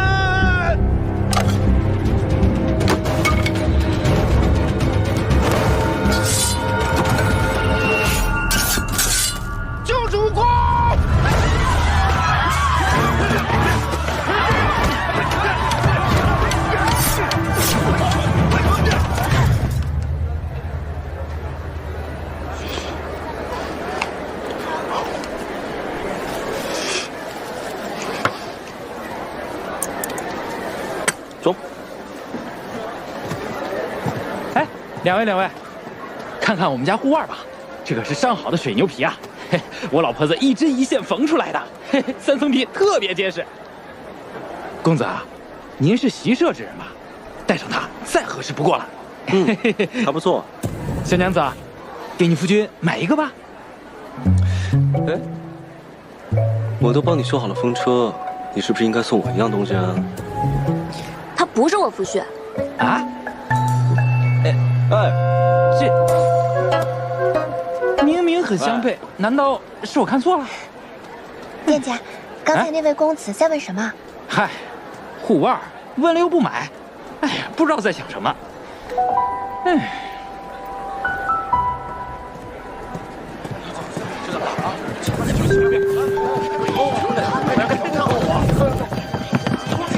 看来皇孙算无一策，另行安排了一场大戏啊。何萧薇，你这么一夸我，我总觉得我计划还不够周密。滦河水18万，1万就是那银松滩，银松滩里鱼儿。石七郎，石七郎，哎呦，石七郎，怎么弄成这样？没事。石七郎，怎么样？该杀的杀，该抓的抓，一个不落。东西呢？老王，拿出来。护符啊，可是俺找到，就在这儿。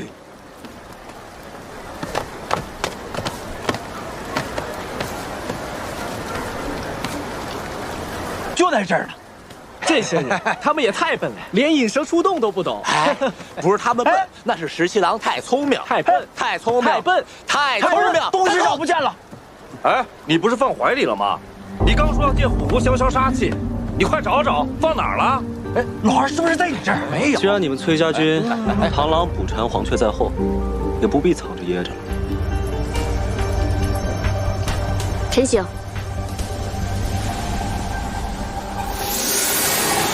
护符，你快坐在这儿！快救他们！快！喂，小娘子，你不是皇孙的爱妾吗？不是要和石七郎私奔吗？你虽然是崔家军的人，但不是身在曹营心在汉吗？现在怎么反倒过来帮这个小白脸坑咱们呢？就是，说清楚，怎么回事？胡说八道！你们小两口闹别扭，也不至于闹这么大吧？闭嘴！李皇孙，你这是何意？如何说我的下属是你的爱妾？你又怎么能如此，放任他们侮辱我崔家军？哎，他可是自己说的，他亲口跟俺们说他是皇孙的爱妾，还要跟俺们石七郎私奔呢。他怎么会帮你这个小白脸？阿英，公子，当时在山寨遇险，我才假借皇孙家眷的身份，这帮人不明就里，才如此误会。何校尉，借多说话。我们走吧，不要跟他废话。公子，我很快就回来。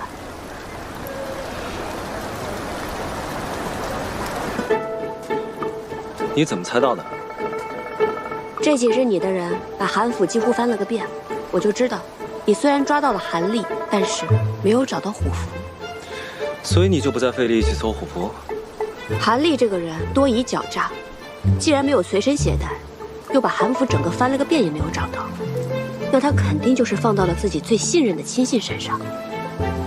而你散布出消息，今夜在假意要杀了韩立，以此来引诱韩立残部出来救人。你这一招引蛇出洞，确实不错。而你呢，只需要盯着我的人，就可以螳螂捕蝉，黄雀在后。没错。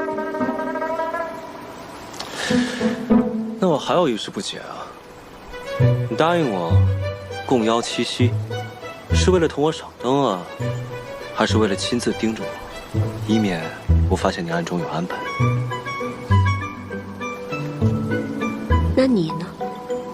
主动约我出来，到底是为了跟我一起游船，还是不放心我，怕我有所察觉，会坏了你的事啊？彼此，彼此。承让，承让。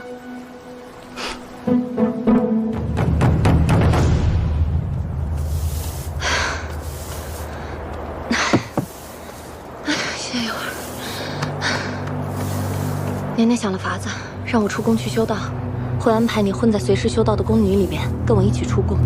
不要怕，应该就这几天，很快就可以出去了。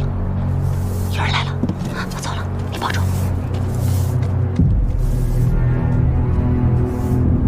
阿姐，阿姐，哎呀！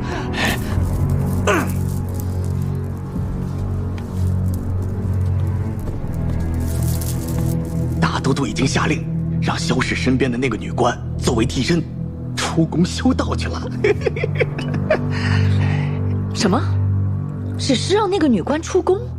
那萧氏那个贱人呢？还安然无恙的在这宫里气我？阿姐急什么？大都督既然已经迷恋萧氏，那咱们就得一步一步来。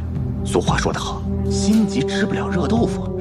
只要我们把萧氏身边的羽翼都给他剪除了，还怕没法子弄死他们啊？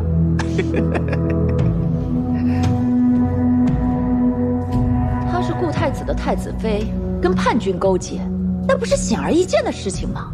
阿姐，这萧氏只是一个区区贱妇，让大都督迷恋也只是一时的。哼，既然他如此跋扈，那我自然有法子杀了他。阿姐放心，我马上就回洛阳督战。只要我们袁家在阵前继续立下功勋，阿姐在大都督心目中的位置就固若金汤了啊！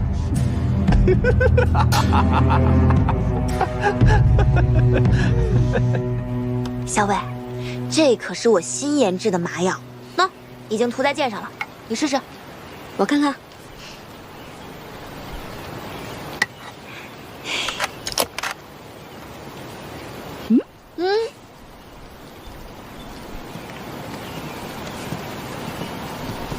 小姐，当时皇孙救你的时候，就那么把袍子解下来往你身上一披，他动作真是太潇洒了，我在楼上都看呆了。皇孙答应咱们追随在他身边，咱们以后再也不用担惊受怕了。多亏有皇孙。小姐，你说皇孙会喜欢这个庇护案吗？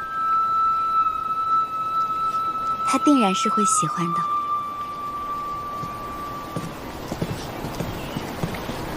我只加了一点点麻药，就已经见过何校尉。顾小姐多礼了。何校尉这一身劲装，真是英气好看啊。小姐，皇孙让咱们穿男装随大军而行，我看何校尉这身装扮甚是好看。小姐何不向何校尉请教，照着样子剪裁一身？多嘴。何校尉是军中历练出来的气魄，所以英气勃勃，洒脱好看。我要是也穿上这一身，只不过是画虎类犬罢了。无妨，我的衣裳都是桃子帮忙打点的。你没有穿过男装，不知道他们其实袖子这个地方做的很是大，还有肩颈处做的也很是阔大。市面上买回来的男装都需要改过才行的。桃子，回头把咱们做过的图样送到顾小姐房中去吧。好。如此，多谢何校尉了。顾小姐客气。哎，是这件衣服吧？哎呦，这可真是买大了，不好剪裁的。不是，这是皇孙借给我们小姐的衣服，我们小姐亲手洗净了，要还给皇孙去。秋翠，你有多嘴？其实是上次皇孙出手相救，便借了这件外衫替我遮挡。何校尉切莫误会才好。啊，哪里？顾小姐何出此言？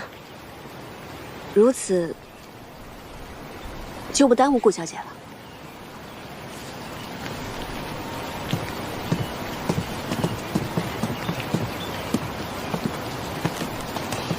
小伟，他们怎么说话总像绕着什么弯子，一拐18弯的。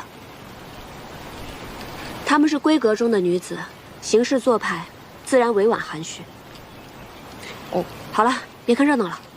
哎，可他们总提到皇孙，可皇孙跟咱们有什么关系？跟他们有什么关系？你怎么知道皇孙跟他们没有关系呢？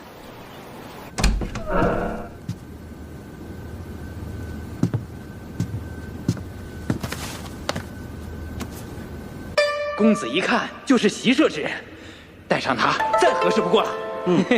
还不错。小娘子啊，给你夫君买一个吧。哎，我都帮你修好风车，你是不是应该送我一样东西啊？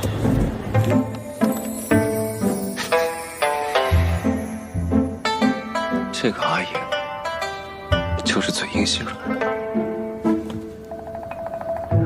真好看。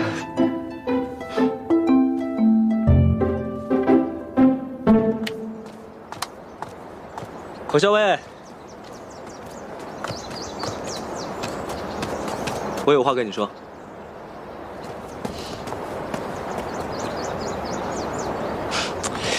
哎呀，有些人就是这么的嘴硬心软。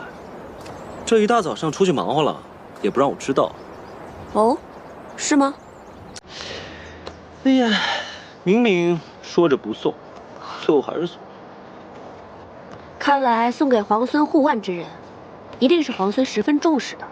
那当然，只是我觉得，虽然我重视他，但他更重视我。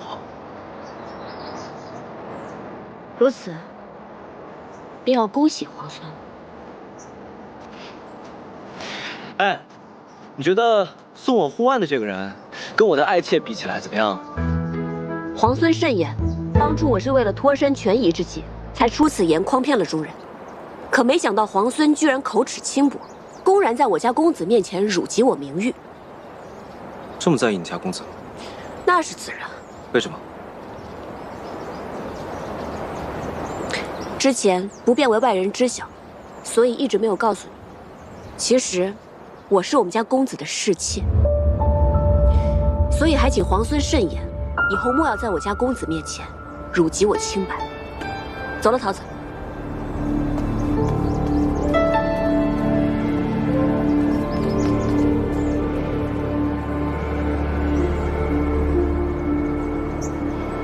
小薇，你为什么要跟皇孙说你是公子的侍妾啊？今日的谈判正到要紧处，要想乱了他李皇孙的心神，必须得有一个出其不意的消息才好。啊，乱他心神，你就要这样说，那不是有损你女儿家的清誉吗？你跟公子之间清清白白，明明压根儿就不是什么他的侍妾，这样同外人说自己，以后还要不要嫁人？傻丫头，这世上能娶我的男人，才不介意我这么说了。哎，不对啊，你以前总是说这世上能娶你的男人，只怕还未出生呢，怎么今天忽然就改口了？你终于发现这世上有能娶你的男人了，是不是？快告诉我是谁啊？他是……我就不告诉你，快走吧，啰嗦！哎，告诉我嘛，我想知道。建州守军认服不认人，我们崔家军既然虎符在手，那建州已然是我们的了。那你们倒是拿虎符去呀！别以为老子不知道，你们不就想要韩立吗？凭虎符进城，以韩立相协，如此就能不费一兵一卒拿下建州城。并州城已经是你们的了，靠着韩立有何用处？那你们就把挪扣的军粮通通还给我们珍惜去。今日也该有个结果。怕是那位皇孙没有那么好说话。韩立，我要定了。哎呀，公子啊，你的束发松了，我帮你去梳一梳吧。好。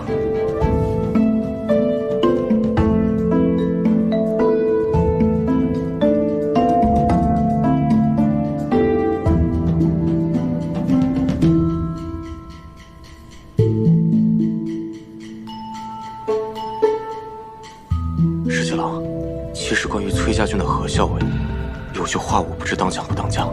不当讲。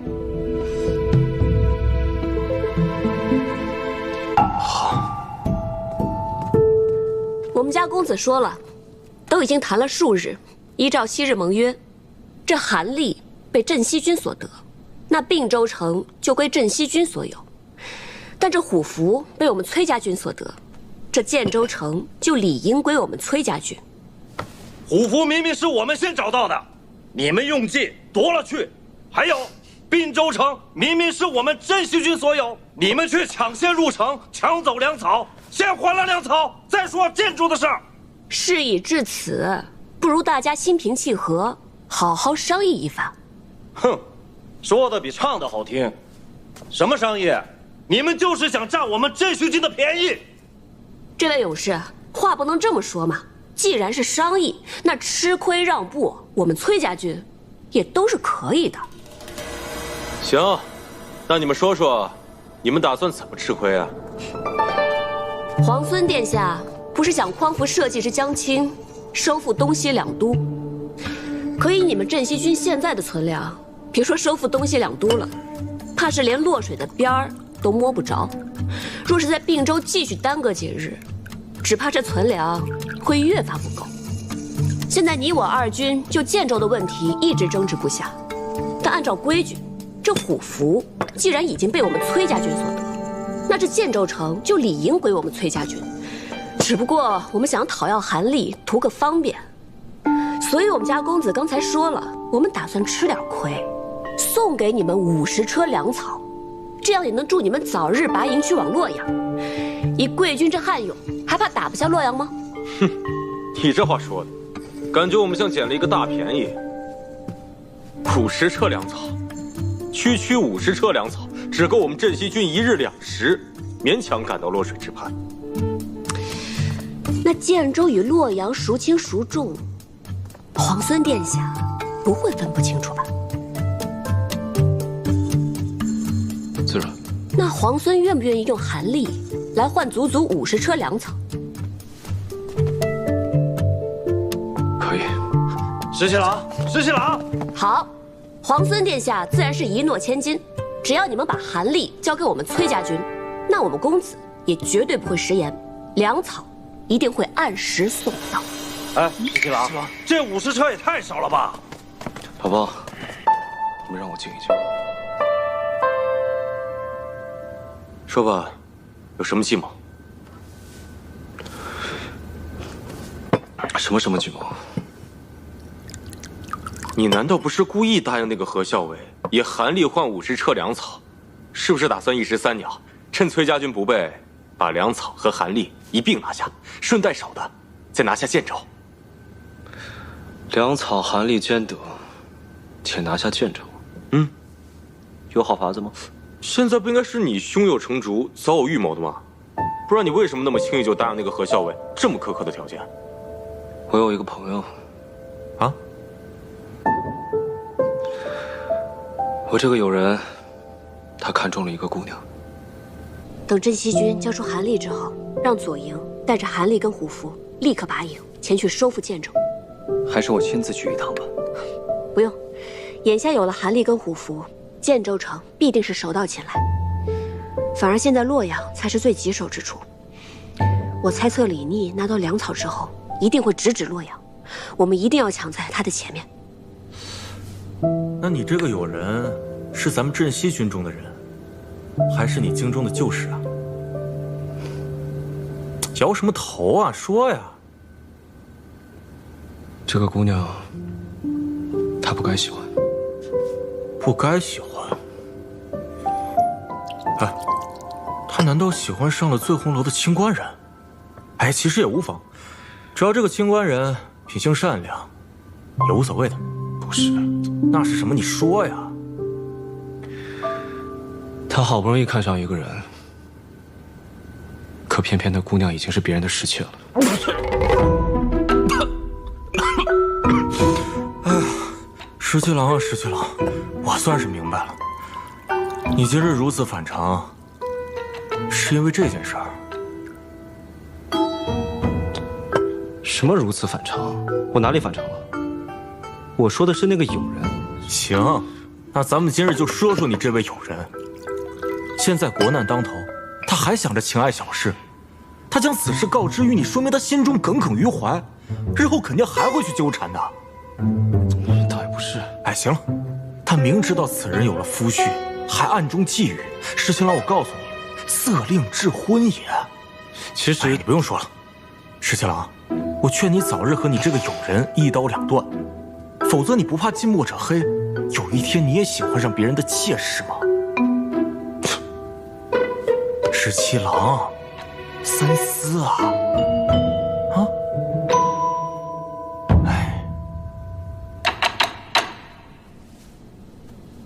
今日李皇孙如此失魂落魄，就这么轻易答应了咱们，也不知道发生了什么事。谁知道呢？那我就让陈醒去安排粮草了。哎，等等，我又想到了一个计策。如果到时候他们的人比我们先到洛阳，我们再伏击，然后……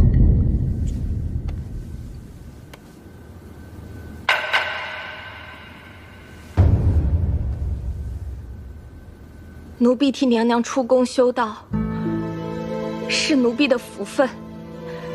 只是奴婢从小服侍娘娘，从府里到宫里，这么多年，奴婢舍不得。娘娘日后万千保重。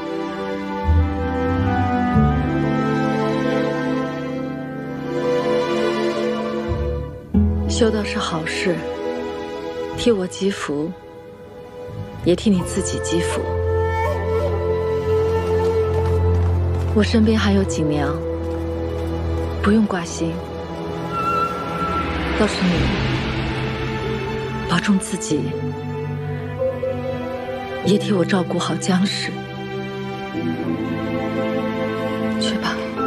是。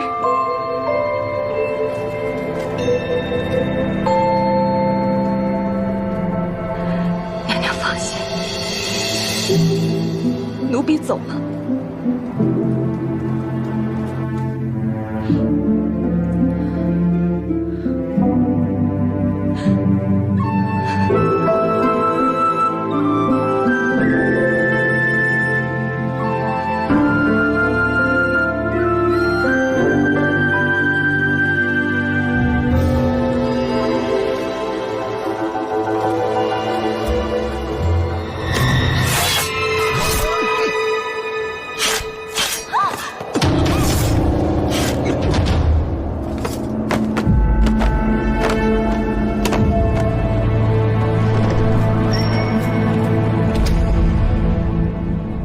大都督，都办妥了。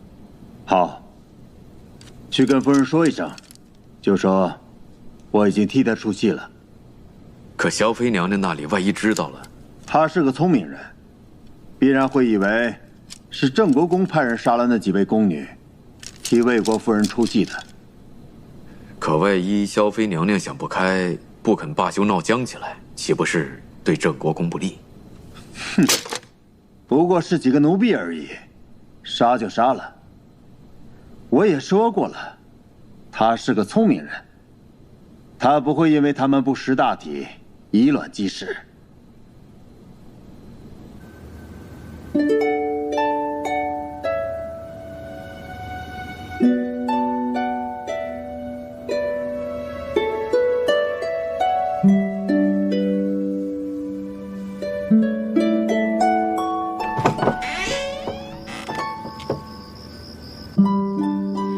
皇孙营夜来访，难道是想做梁上君子？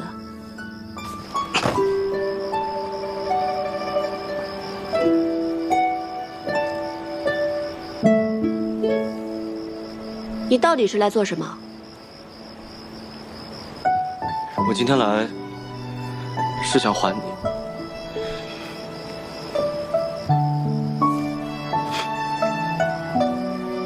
还我什么？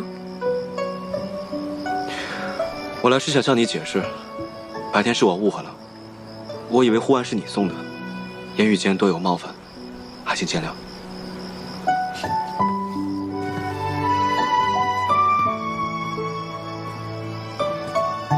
你以为是我送的？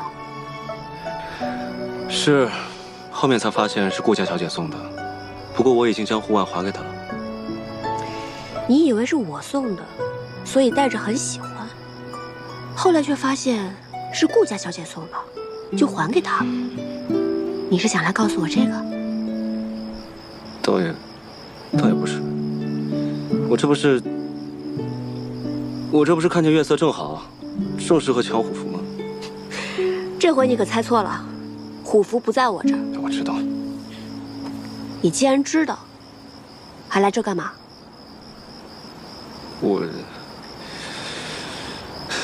我这不是……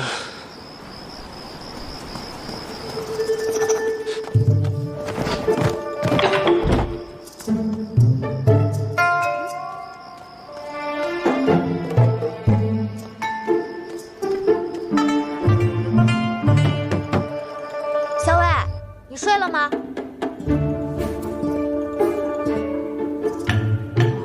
我已经准备睡了。哦，那我也去睡了。好，你快去吧。那你早点歇息吧，小伟。知道了。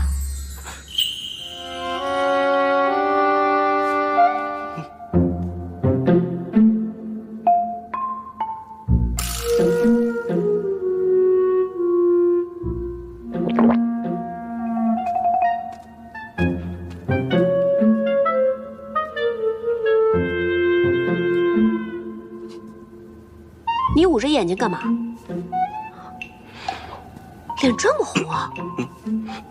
太热了这儿。基业露重风寒，皇孙居然觉得太热了。你刚才为什么要帮我遮掩？深夜擅闯女子卧房，皇孙不嫌瓜田李下，我还嫌。我跟你说个正事，今日你用50车粮草换取建州，明显不公。我知道你们崔家在荆州埋伏着人手，我父王被孙敬扣在荆州，我想借你们人手一用，救出我父王。皇孙真是毫不客气呢。我要是偏偏不答应呢？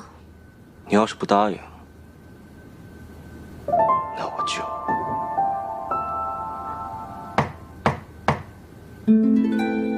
阿莹，你睡了吗？我刚睡下。我有要事要同你商议。好，我来了。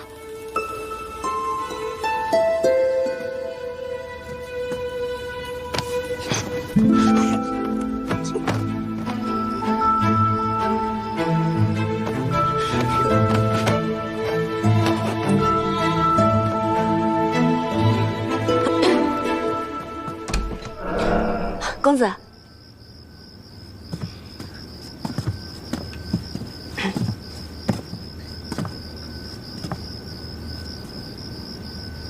公子，是不是哪儿来了军报啊？其实也没有什么要紧事，只是我听桃子说你未用晚膳，所以才过来看看你。不过我见你气色还挺好的，看来是我多虑了。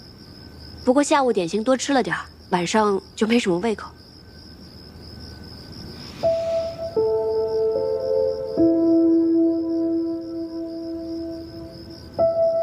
那你早点睡吧。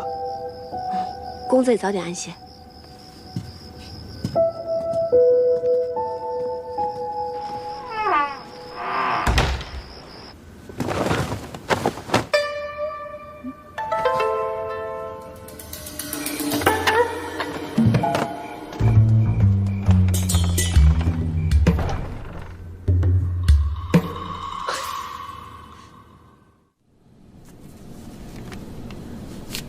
都打听清楚了，慎娘和江氏的骨灰都被扬在了城外。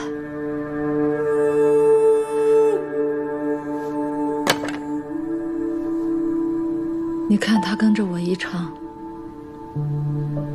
却落得一个挫骨扬灰的下场。娘娘，你想哭就哭出来吧。我不哭。即为太子妃，我就要坚强，不能再哭。可是我恨我自己，为什么这么没用？没有保住江氏府中太子的骨血。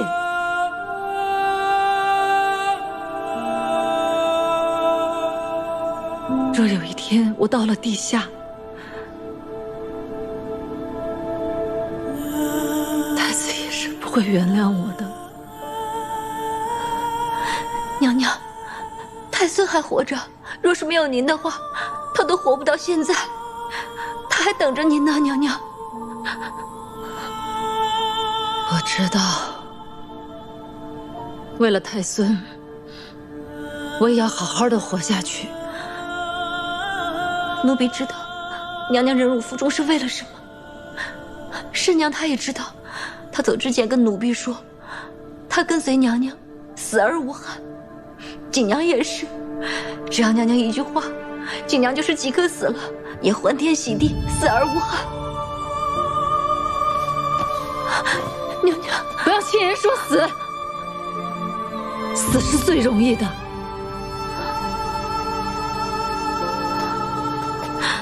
太子薨逝时，我若拿一把刀一抹脖子，那是最容易不过了。世人还会赞我一身贞烈，可我心里明白，我不能那样做，我得活下来。我还要好好的与孙敬周旋，也许我还能找机会保住太孙，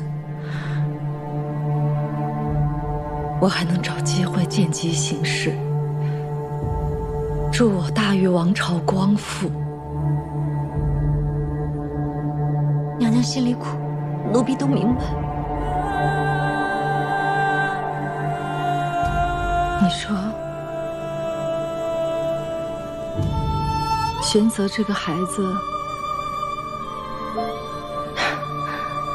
是不是又长高了？韩畅带着他东躲西藏，也不知道今晚能不能吃饱，能不能睡个好觉。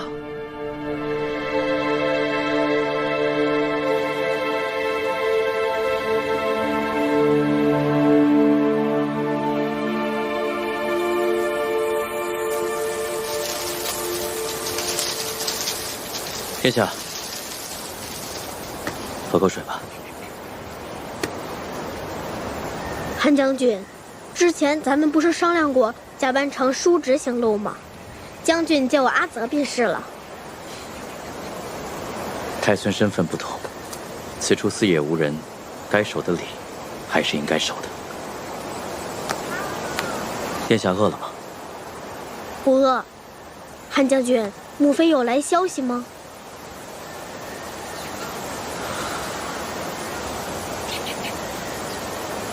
没有。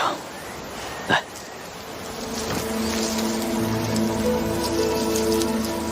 太子妃心性坚韧，忍辱负重。若不是她机敏安排，我和太孙也难逃过孙敬的搜捕。如今行路既远，太子妃处消息断续，也是常有之事。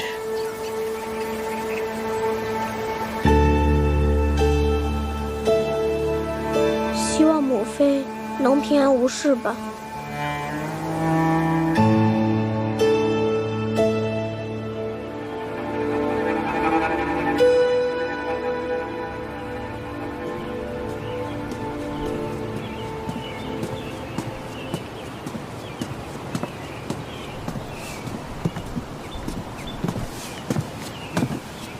见过皇孙，不知皇孙相邀，所谓何事？同在这并州城，军事纷扰，还未与公子言谈一二。今日备了份薄酒，想请公子前饮几杯。我素来都不饮酒。在下有事相求，请公子赐个薄面。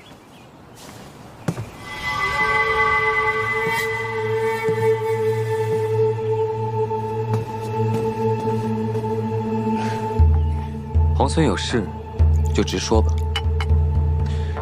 之前不知何校尉的身份，若有冒犯，还望见谅。什么身份？他的身份？公子何必明知而故问呢？他不过我军校尉，能有什么身份？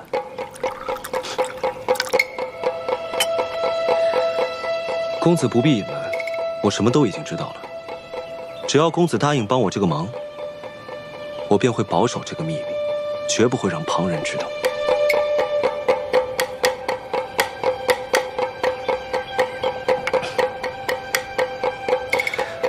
公子放心，我李世基一言既出，驷马难追。只要公子答应，我便让这个秘密烂在肚子里。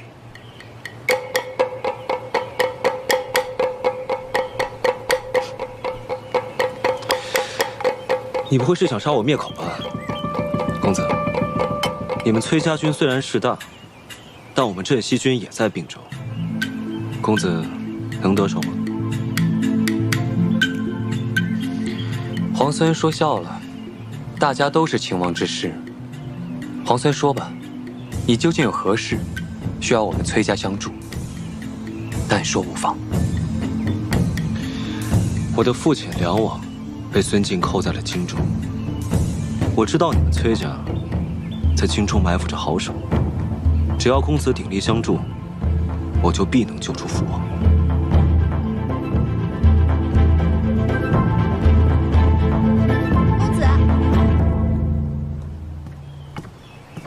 公子，校尉问起，才知道您往皇孙这儿来了，应该回去吃药了。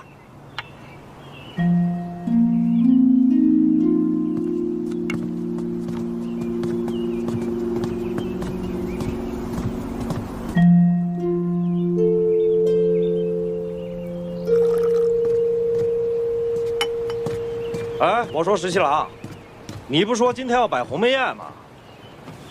怎么这么快就摆完了？你说这个崔公子是个什么样的人啊？看着斯斯文文，像个公子哥，还真不像个能带兵打仗的人。是啊，他这么一个文静孱弱的人，竟然能从瀛州至此，还打下这么多城池。你说这奇不奇怪？崔乙的儿子应该不会差吧？崔乙那可是当朝的名将啊！以孙敬、裴大将军早先并称国朝三杰。那你说，何校尉是什么样的人？这个我还真看不透。你是知道的，我沙场摸爬滚打10几年，什么样的人我没见过啊？可这样的人我还真没见过。你说她是个女人吧，她却心狠手快，智谋百出。哎呦，我还真琢磨不透啊。所以我总觉得这个何校尉身份不简单。他说的每一句话，也不知道有几分能信。对了，石七郎，大军已经准备好开拔，咱们并州的布防也准备妥当，什么时候出发呀？越快越好。校尉，我赶去的时候，公子脸色甚是难看。无妨，公子已经把李逆说的话原本都告诉我了。李逆这个傻才，竟然出言讹诈，想一箭双雕，既想诓骗出我真实身份，又想骗公子答应他救出梁王。幸而公子没有上当，不过这个李逆已经开始起义了。幸好你已经劝公子早早开拔，陈兵落水。那这儿的东西我先收拾吧。嗯。校尉，这风车咱们还带走吗？扔了吧。真的扔了？扔了。